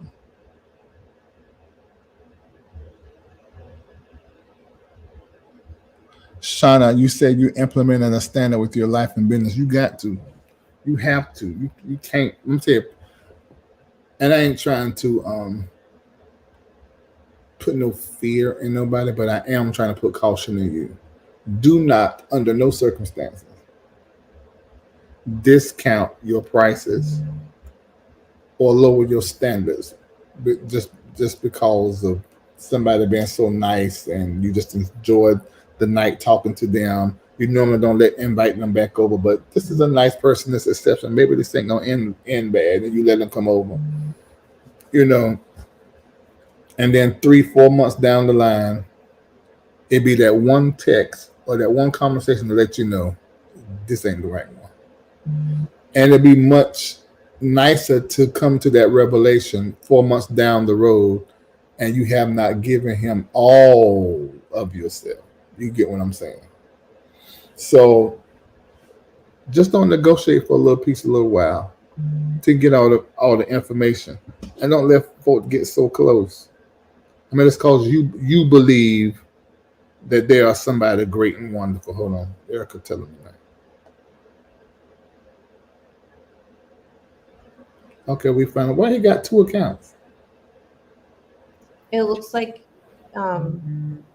he was a member or a patron for a while, and then he just rejoined recently. Oh, okay, good. Okay, got it. All right. So maybe this time around, okay, we'll help him. Oh, he never gave some no, but we're not answering your question. I'm not doing that. That's a complex question, and we really got the direction in our mouth for you. But we got to qualify the listener. I just declined an allegedly lucrative opportunity because of the standards that were negated by the presenter. Yes, you probably dodged a headache a year or 2 down the road.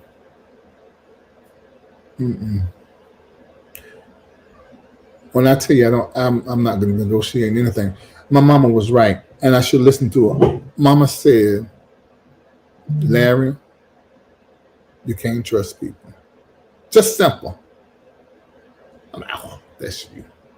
That's your experience. Larry, people are really crazy. They just ain't at Cherry Hospital. Mom said that all the time.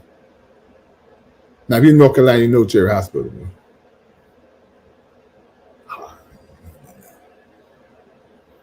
Say it be the person that you help the most that'll hurt you the worst. That's you, Mom. I had a person 2 weeks ago.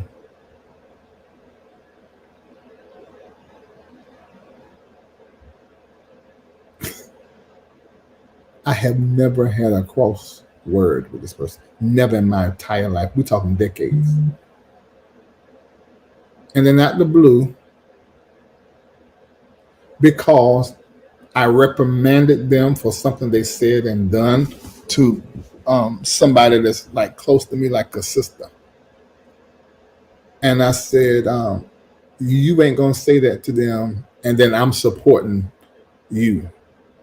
It's not working. Bring this back to my house, bring that, and I'm taking this, and I'm taking that, and that phone is off, and da-da-da. And then the next day, I was always a demon. Wait a minute. All this long time I've always been a demon. I've always been toxic, a witch. And I believe all of the rumors about you being a predator, because sometimes you make me feel uncomfortable. Overnight.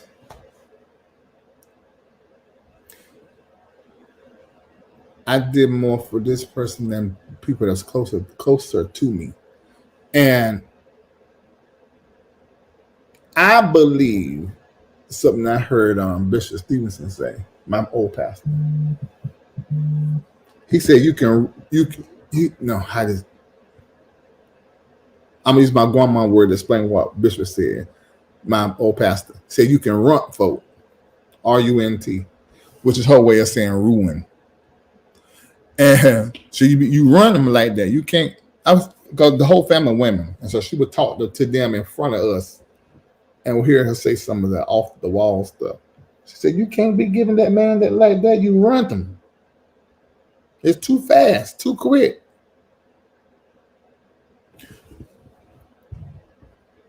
This community,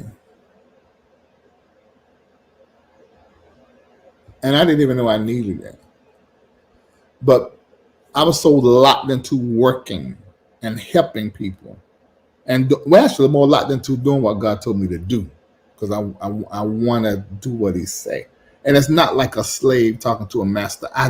He loved me so much, and I love Him back. I just want to give Him everything. That's really what it is, and so I'm so locked into that. And the Lord was trying to show me this in 2021 at Reformation, but I didn't see it until recent. When you heal from whatever what was. Or let me say it like this, because sometimes the healing takes longer. But when you make a decision to let go, from the moment you just make a decision to let go, you separate yourself from experiencing that same energy again. So it opens the way for you to have a new experience. I don't know who I'm trying to help while I'm telling my little piece of testimony. But when the moment you let go, from that point, you disqualify yourself and your life from ever entertaining that same energy again. So now a new experience, a new person, a new people can come into your life. I didn't even have sense enough to know that that's what I was doing by being a yes to God. It started in 2021 when Bishop was saying, bring the Taruma and give it to him in his hand after we done raised the money for the event. And that's what made me remember Miss Irene. She told me standing there in a few words the impact I made on her life and said, I love you. I can still feel it. I have to just ignore it so I don't cry now. And I felt an appreciation and a love that began to heal me from the past. I didn't even know I needed it. And this community, I realize now, here it is, that I said, oh, these people and this experience have actually healed me from a bad experience. I didn't even know I needed it. I'm focused on ministering to y'all and helping y'all. I'm not even thinking about that. And it's a blessing that I'm not triggered by the goodness of it, meaning being skeptical because of how bad the past was. I let it go. And because I let it go, now God can give me a new experience. Do you know when you hold on to what has happened, you maintain being a fit for more of that thing? But when you let it go, you disqualify yourself and the rest of your next experiences from ever entertaining and having that experience again. So the let go is powerful and it's instant. The healing isn't, but the let go is.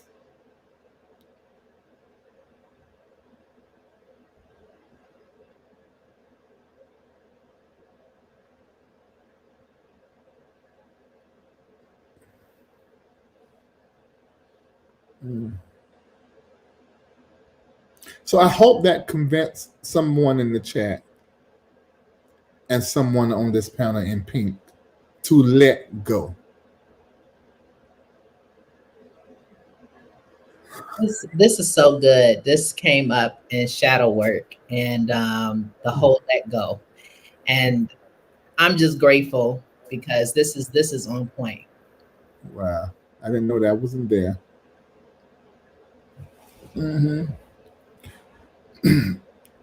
So let go is the first one of the first spaces in forgiveness. And the forgiveness may take some work, but the let go, and that's really the part of the forgiveness that's for yourself. Because I say forgiveness is for you, that don't compute.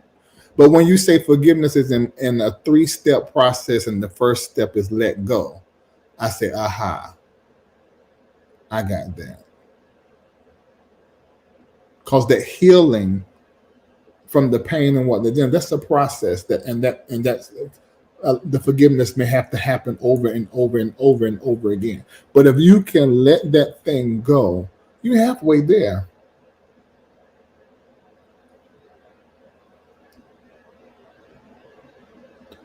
What is it you're really holding on to? I think that'll help you let go.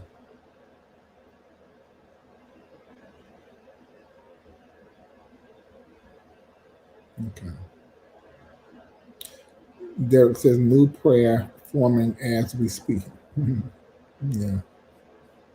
Yvette said, I needed to hear this.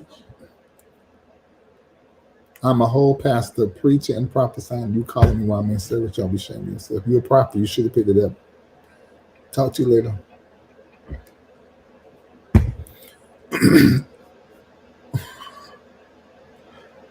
Okay, ask yourself that question. Don't put it in here.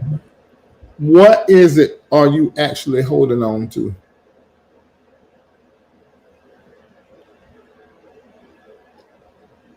Because there's probably something in there y'all can help me if you want to. Why am I not letting go? What am I holding on to? There's I've deceived myself into thinking what? It has some kind of deception to make you not let it go. I would want to say that. When someone have a tendency of holding on to things that no longer serve them, I think it's possibly that they are holding on to what was. Okay. And was is past tense, which in fact it's not now. So you have to realize what you're holding on to is a past experience that does not no longer serve your purpose. It no longer involves you, because that was my thing. Like this don't even involve me. Why am I taking this so hard? This ain't this ain't got nothing to do with me. And this is not me. Right. I also think that some people don't necessarily hold on to what was, but they hold on to their ideal of what they imagined it should have been, or what they like a created fantasy in their head. Yeah. So the depth of a vision. Yeah. It's a grief process. You're grieving something that you wanted, but it didn't go that way ultimately. This is good. I think we're helping somebody to get closer to let go. And sometimes it's harder to let go because it's familiar, and somehow in our mind we've told ourselves that it's also safe. It's so interesting how we can become so connected and used to toxicity, and it becomes like a norm in our lives. And so when it's time to let go, because I've been so accustomed to this way of doing and being, letting go, I don't know what's on the other side of it. I'm afraid. So I would rather keep it and hold it, because at least I know what's going to come out of this cycle. It's the same thing over and over again, but I know what's coming. I don't know what's on the other side of the go. Talk about toxicity. Lord Jesus. For me, your toxicity feels like love. Exactly. And when you actually let go, and I'm not just talking about one particular personal thing, but the times I have let go and the situation was toxic, I then can see all the times I accepted disrespect, accepted mistreatment, how I disrespected and mistreated them. It's not just one way. And so, yeah. Oh God. Amen. That's just the great thing about revelation. It's complete in its entire. It's not one-sided. And this is the reason why, and healing too. And this is the reason why I made a clip out of the conversation. Well, actually, I didn't make a clip out of it. I did, but then I said it on the platform, so I made that the clip. The conversation we fell into last week about church hurt. It is not just the usually if you went to the church and the pastor or the members done whatever, and you hurt, we tend to get very focused on ourselves and not think about the whole picture, the big picture. And the reality is, if we look at the big picture, we start seeing how we contributed to our own hurt and how we made ourselves participate in something that was not good for us, but we did it because it felt good to us. at the time. And so that was a conversation that was very powerful that we had very quickly. But it really could have been a whole broadcast for us to talk about hurt. Like if you look, let's look at some of we got to prophesy. Have Lord, 909. Y'all might have to do all the prophecies tomorrow on your own. Let me say this. Let's look at, think about whatever, get the top 2-3 things that hurt you in the past. Okay, how did you contribute to this? And don't tell me you didn't.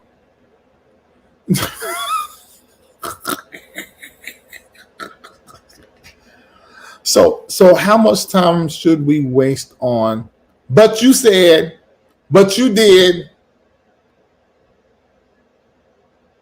Because you probably signed up for the possibility of the heartbreak, hoping, believing that your head fantasy would become reality without informing them of how you had deceived your own self to believe that one day they could be opposite than what they really are. And you blaming them for what they really are, when you the one that blinded yourself to it so that you can live in your fantasy. I want to say something here. Sometimes we do that as a matter of respect for the other person, but we are really disrespecting ourselves and our values because we don't stand up. So who are we really giving respect to? We forget all about ourselves to respect somebody else while we're in that moment. Yeah. Yeah. Or we think about ourselves. We are filled up with our lust and what we want so bad that we don't pay attention to the red flag. Yeah. There's no puss that good. There's no friendship, fun that good. No. Not at all. It's not worth it. And mama tried to tell us. We did not listen.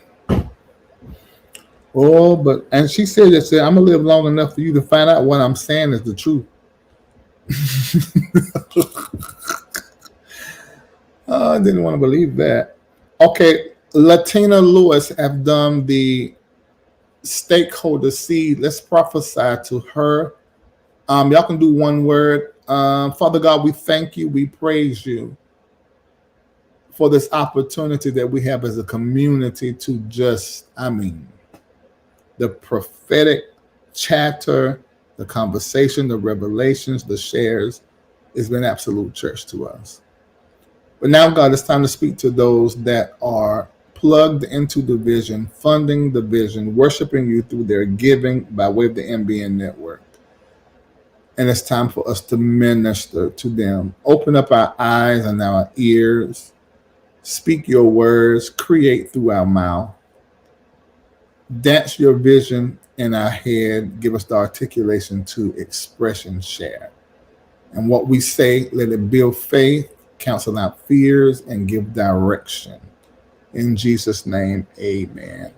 Latina Lewis, what is the word to Latina Lewis? Quick, fast, in a hurry. Shamako, Phillips, Felicia, Jacera, Latrice, and Joshua, in that order. It's a good time, prophets. When I say Latina Lewis, you may just to try a different way of to divine in your prophetic flow. Note what I'm saying. Everybody know what I'm saying. You may try scribing. You maybe have never done that before. Just while you looking at the screen, looking at me, and I say Latina Lewis, open up your ears to hear the voice of God. Also scribble with your right hand. And you might have to look down and see if you see something in that scribbling, you can get a picture. Anything, it's like reading tea leaves or something like that. Just try that. Just try your hand at it if you want to, just as an exercise. Okay. All right, Latina Lewis. Latina, I see where it's like I see you doing something different and looking at something different. I see you grasping something a different way and getting a new outlook on things. Phillips. I heard the word illuminate. Contracts. Contract. Elevate. Up and out. Latina, there's a fulfillment that I'm seeing that you're going to start seeking for. It's an inner fulfillment that you need to seek for, and you need to follow that feeling. Situational. Mhm. Yes, I see a new road and a new path and also a new stream. You're on a spiritual journey, and this spiritual journey is fresh and it's new. Keep the freshness, keep the newness. Do not allow it to get familiar to yourself and stay in the practice. I also see your altar. I don't know if you had an altar and you moved away from it, but the Spirit is bringing me to your altar. It's almost like you've been called back to the altar and been called back to some spiritual workings and get your hand involved in that if you never had before. And that's the word of the Lord. Michael and Constance Dow, they have done the stakeholder seed. All right, same order. Shamako. Sorry, I heard the word lift. Shift responsibilities. Mm-hmm. Mm. I heard they were aiding and abetting. Aiding and how you said? Aiding and abetting. Aiding and abetting someone that they should not. That has to be moved out of the way. All right. Unyielding. What are you saying? Staff. I agree. Unyielding. Restructure and renewal. Mm-hmm. I heard the word store up. Multiplication. Okay. All right. Oh, we're in so many different areas. We're in a business, then we're in the real estate portfolio with the multiplication. We got a great word. Write that down. Rhonda Jones has done the stakeholder seed. Same order. Rhonda Jones. Why don't you just well say it one words, but I'm seeing you shifting into something different. A shift taking place. I saw something tied up, but I saw it come untied. Mm-hmm. I saw you with like your with spectacles. The word is spectacles. So like like vision change, vision shift. Mm-hmm. Rediscover. Yeah. I hear strategy, but I also see equals rest. Mm. I see you, Rhonda, coming out of a relationship with someone. I'm seeing someone that you no longer should trust, and you're coming out of a relationship with that. Mm-hmm. Etiquette. Mm-hmm. Okay. And that's the word of the Lord. Oh, I didn't look. I'm sorry. I didn't look. I'm sorry. Let me look. Um,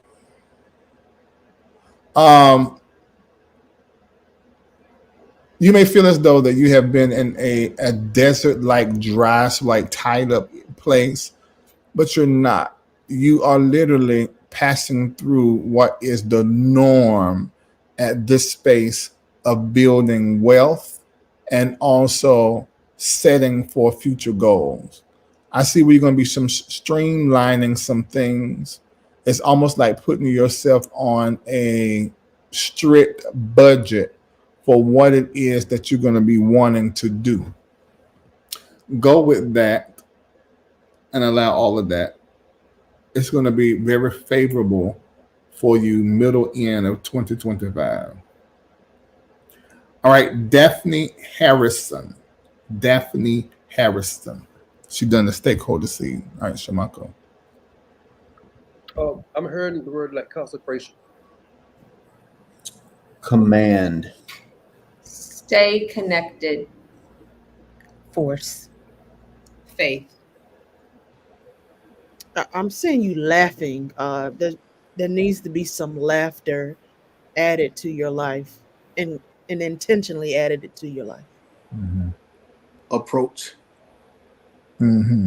So the joy of the Lord is your strength, Daphne Harrison. The Spirit says the joy of the Lord is your strength, married to your intensity that you are in right now, because I see you being very intense, and very focused. But remember self-care, remember your joy, and take time off for yourself. Self-care is extremely important, and it's a strategy tied to your movement forward. You got to balance it with that self-care and that laughter thing that Tree saw. All right. Terrell Brown. Shamako. I heard it come out. This is a little weird, but father.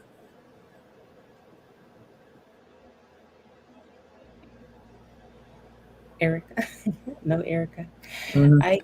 I hear the word believe, Terrell. Believe. I heard step out, similar to Shamako. I heard movement, but it's like I was, you know how they back in the day how they used to lift up the railroad and hit it consistently. That's what I'm seeing as far as movement. Renewal.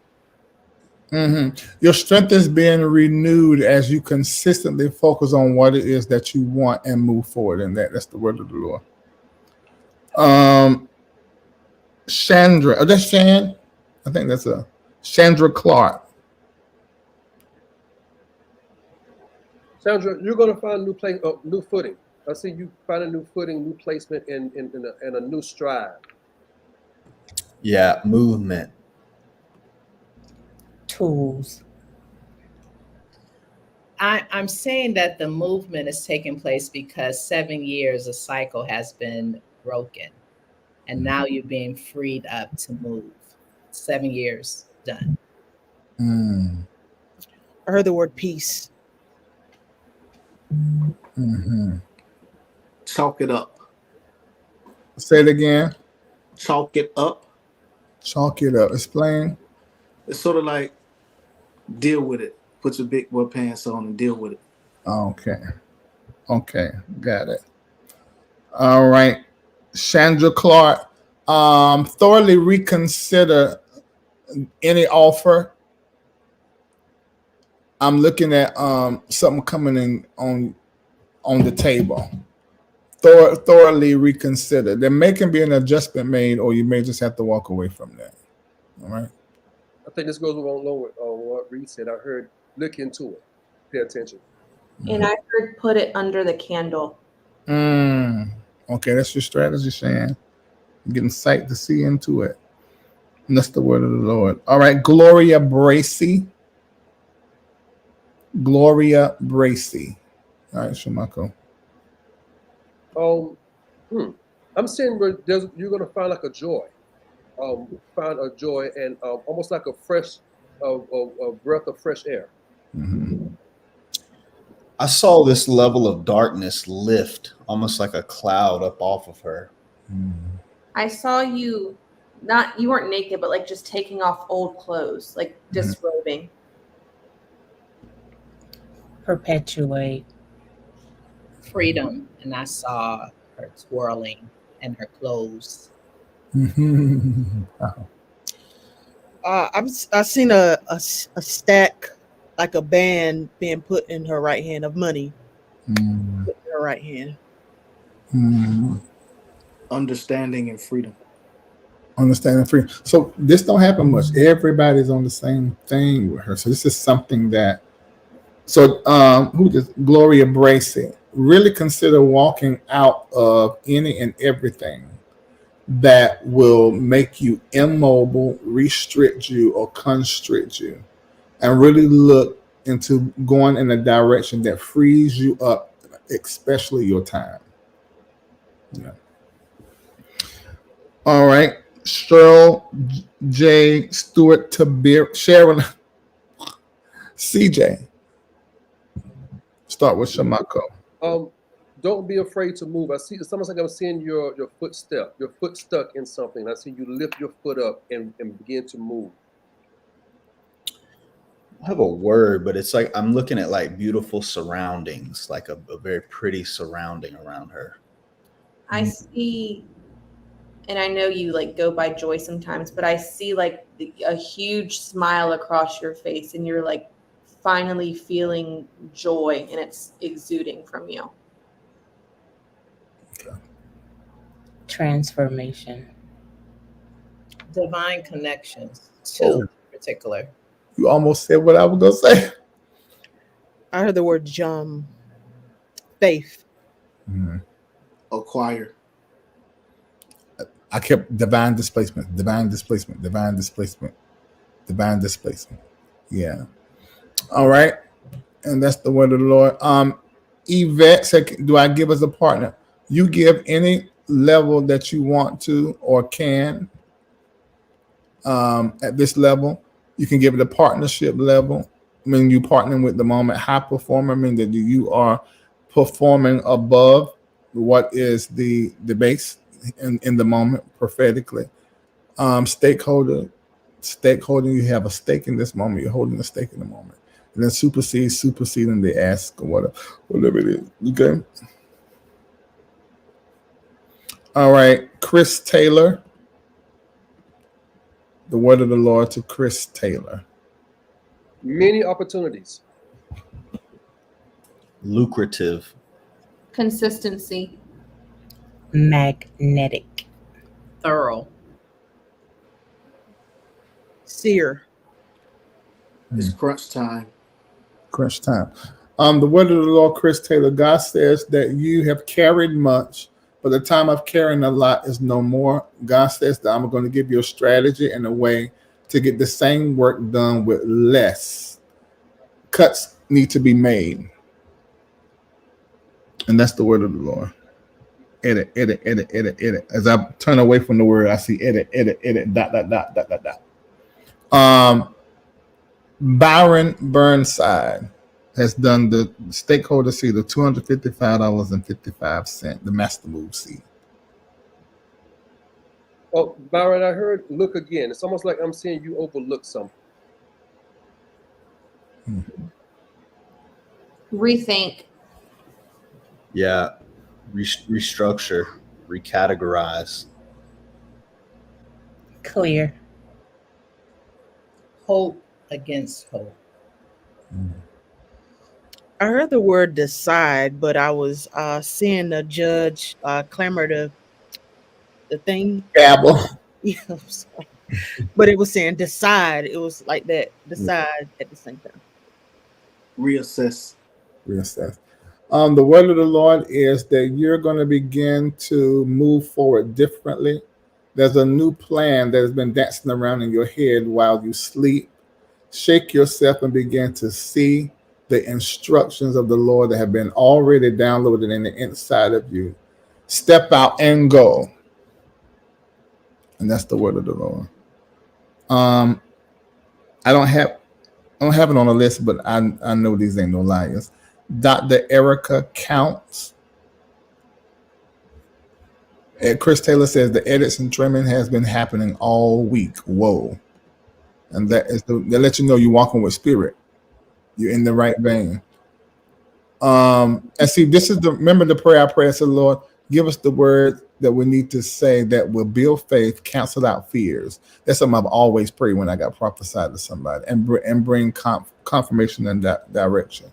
Erica Counts. Let's go. Elevation. Growth. Education.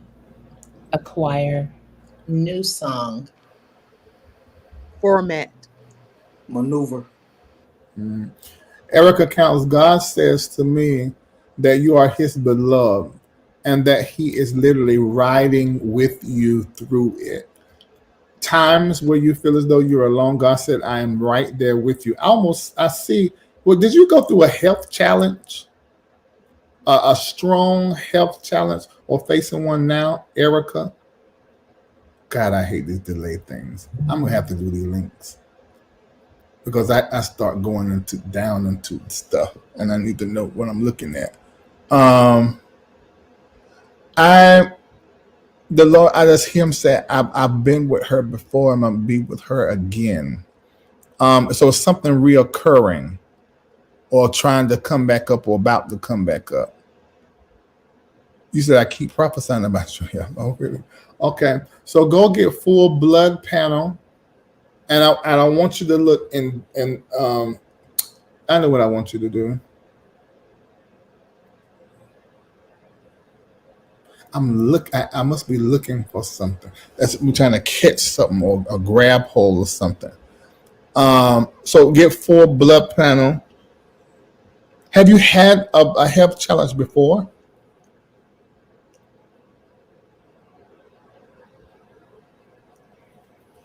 I'm sorry, y'all. Larry, my word, I narrowed it down to one, but mine was actually health education. Like she needed to educate herself about health. Okay. You haven't. Okay. So this is what you may need. What is your diet? Are you on meat? You may need to just totally change your diet. Have your blood work pulled, find out what blood type you are, and find out what it is you're supposed to be eating, and go with that. Let's start there. And I'm glad you let me know that I keep prophesying about your health. 'Cause if I do that, I'm after something. So go get your blood pulled, and then find out what you are, and then find out what blood type, what kind of food you're supposed to eat, and begin to move in that direction. The women in your family, was there a reoccurring thing in the family line?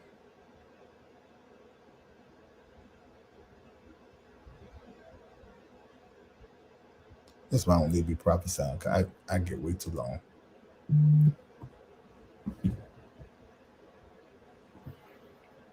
We'll just let that go. Well, I think you got breast cancer. Okay. I want you to pull your blood. If you already know your blood type, find out what you're supposed to be eating. Go with that.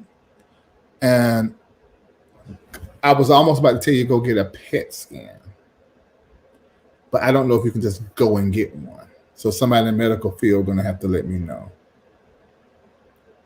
But go get a PET scan. I'm not trying to scare you. It's all preventive. Okay? All right.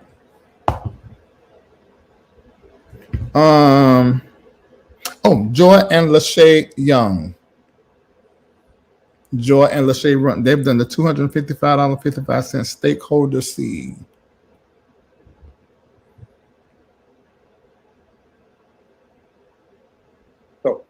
I heard reconstruct. Yeah, I would along those lines. It's like I was seeing like a blueprint to something. Mm-hmm.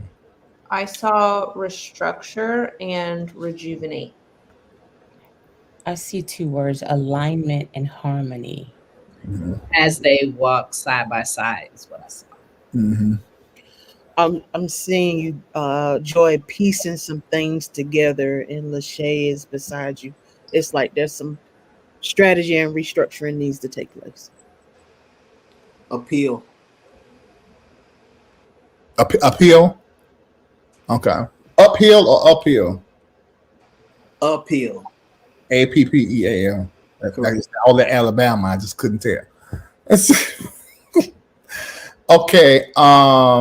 Joy and I think I missed you, Josh. Joy and Lachey. Okay, now I'm saying who said blueprint? Blueprint. Okay, I see this.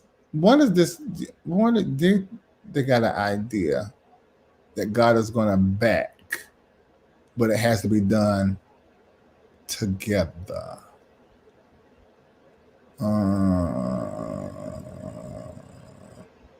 I wouldn't be surprised they already got this blueprint, already got it drawn out because it's so present. It's not far off.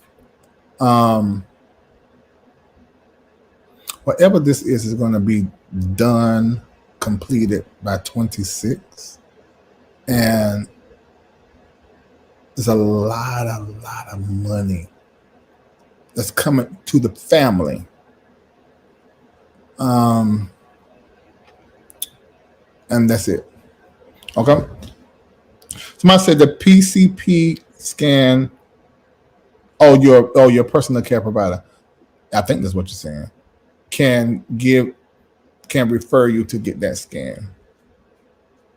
Erica Count said received. I will reach out to my doctor. Great. Okay.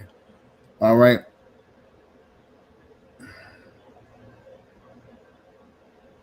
Go ahead. You maybe need to.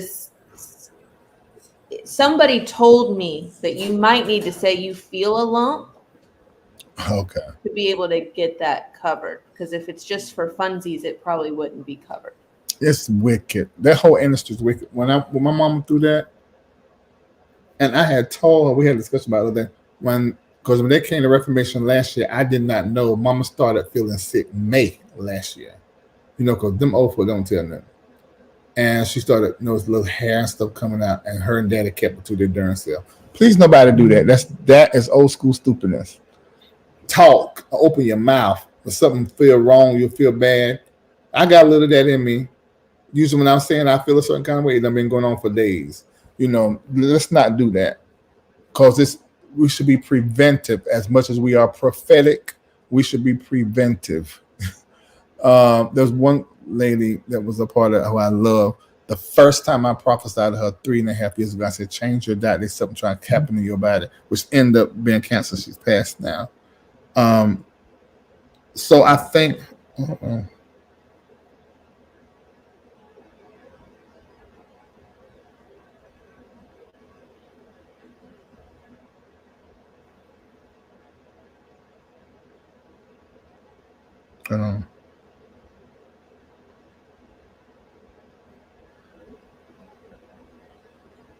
and yes, there's that.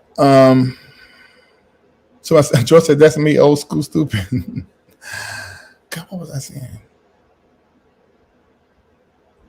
Preventive. Oh, yeah. As prophetic as we are, need to be as preventive as possible. So let's do whatever we can do to get whatever they're done.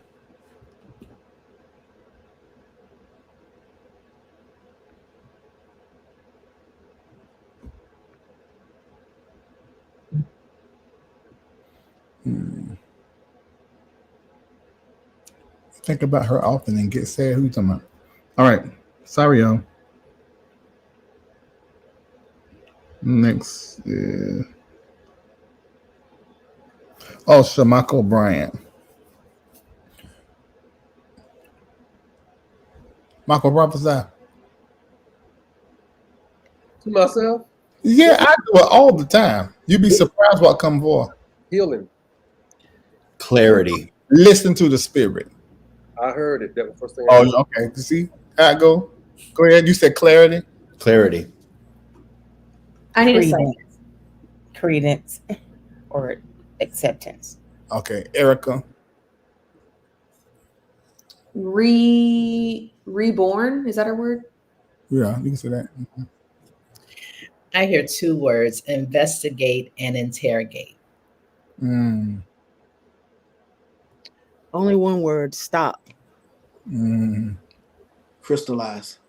Shamako Bryant, God says there's so much more for you to do, and there's so much more that you have to do, because the assignment is intensifying itself and wants to crowd your life. God wants your vision right now to be very singular, because what you are going to have to do in this next season is going to require a strength that you have not tapped before. And you will do this alone. And you're going to face this, and you're going to slay this dragon. It's a giant, not a dragon. It's reptilian spirit that is generational. And God says that you'll be able to teach others, and you're coming out of this an entirely different person. And I keep saying this sword that is being passed to you from the other side, and I can't see who it is, but that's going to be the end. When you finish, you're going to be an authority in this area. Yeah.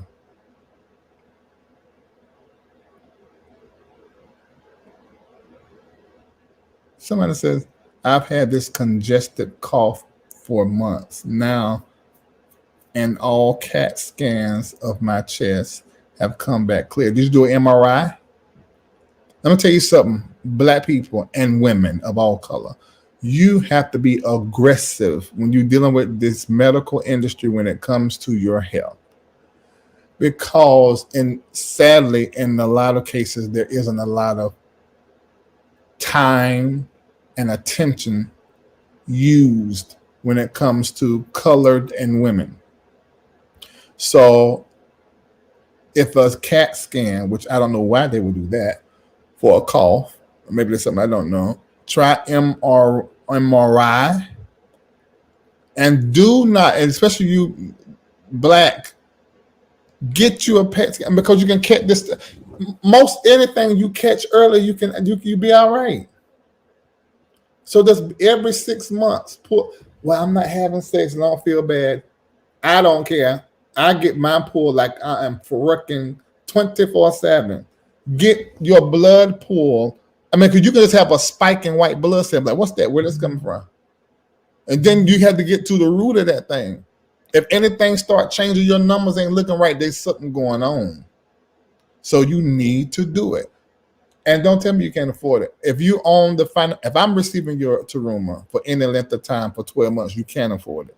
You just got to find out what you putting your money somewhere else. And you can go into that pilgrimage account or then into that investment account to do something this serious that needs to be done. You know, when these producers from Hollywood call me, I always stop everything and answer. I ain't doing that no more. I ain't doing that. Wait.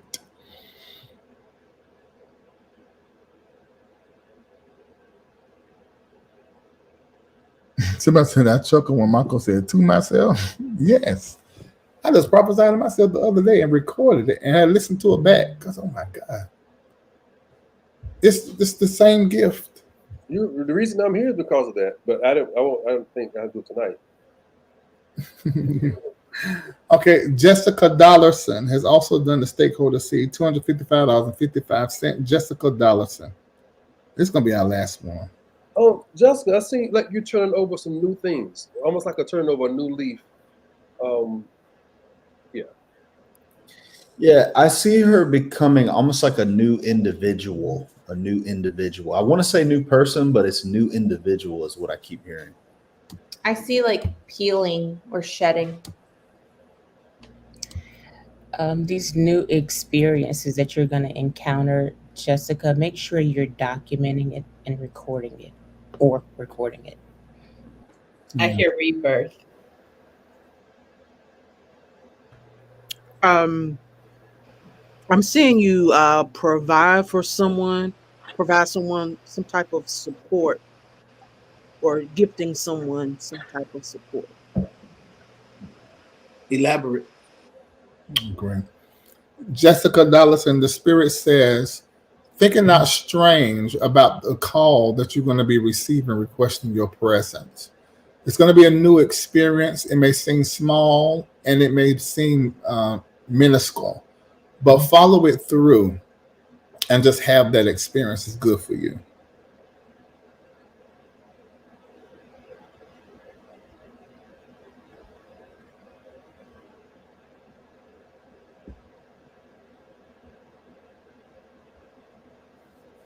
All right, that's it. This is the first time I have sown my seed live, Larry Stakeholder. I should hope you don't skip me. Okay, what is your name? Courtney? What's your last name, Courtney? It comes in slow, so sometimes we Courtney, what's your last name? I guess it don't matter. All right, what's the word of the Lord to Courtney? I hear don't underestimate yourself. You have what's in you to combat this challenge that I see that you be faced with. Go first. I need a second. I'm not as sharp as everybody else. I hear find your voice.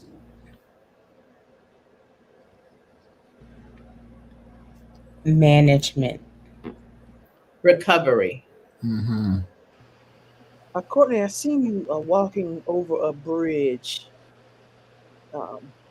and I want to say it's kind of filling a gap for something.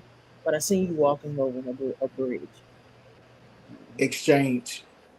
That bridge is a way out. You've been taken advantage of, and you need to shut the door on your past. I see beauty from the ashes like a phoenix. Mm-hmm.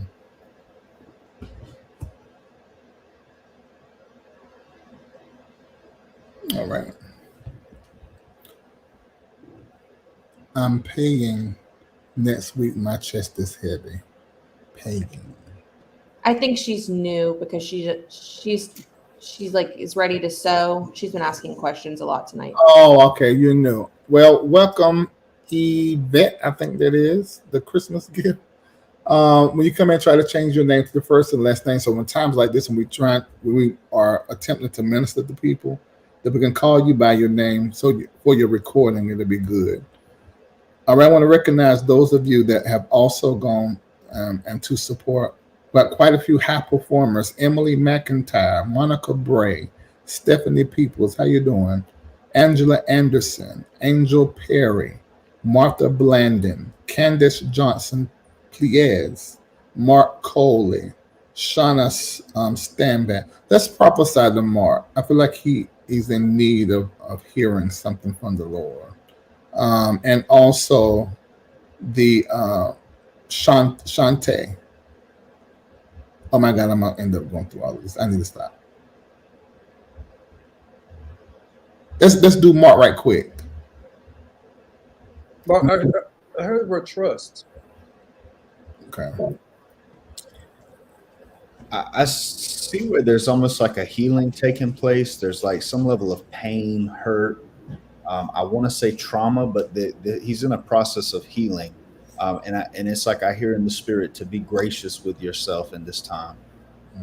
I hear lean into your uniqueness and be encouraged. Mark, I hear the word finale. There are some things that is getting ready to come to an end for you. Finale. Yeah, I see you walking through the woods, and I see you coming out on the other side, but don't get stuck walking through the woods. I'm sensing a inner seek or inner fulfillment that's neglected. Don't stand still, execute. Mm-hmm. I hear the Spirit say that I'm building faith in you for you to be able to step out and do what it is that I've called you to do. And I see a level of stability that is entering your life because instability has robbed you. But let me explain something to you. The Spirit is showing it to me like this, that it's literally been hopping from one thing to the next thing over the past 12 years of your life. But this is the end of that. An assurance is coming in you, and such a clarity, because almost like you've been on a constant journey of discovery of self for 12 whole years. I don't count back and see what age were you is probably going to be significant and where you were living and whatever. But the Spirit said that's the close of that. This is the last year of any type of wondering, any type of being a test dummy or like checking this out and checking that out. That's folding, and you are about to stand on such a secure, very secure platform, and that's the word of the Lord. Yeah, I want to prophesy to all these people. I know I can't do that. It's 9:48. Thank you, everybody. But you're gonna be called tomorrow. Y'all do me a favor. It ain't but like 10 of them. Tomorrow, when you do the super seed and the stakeholder, add these high performers and call them, all 5 of you, on the phone with them, if you can do that. Okay. All right. Thank you so much. I got to call these people and see what the hell is going on. Won't leap of love to you. This is the way I say, take care. Goodbye.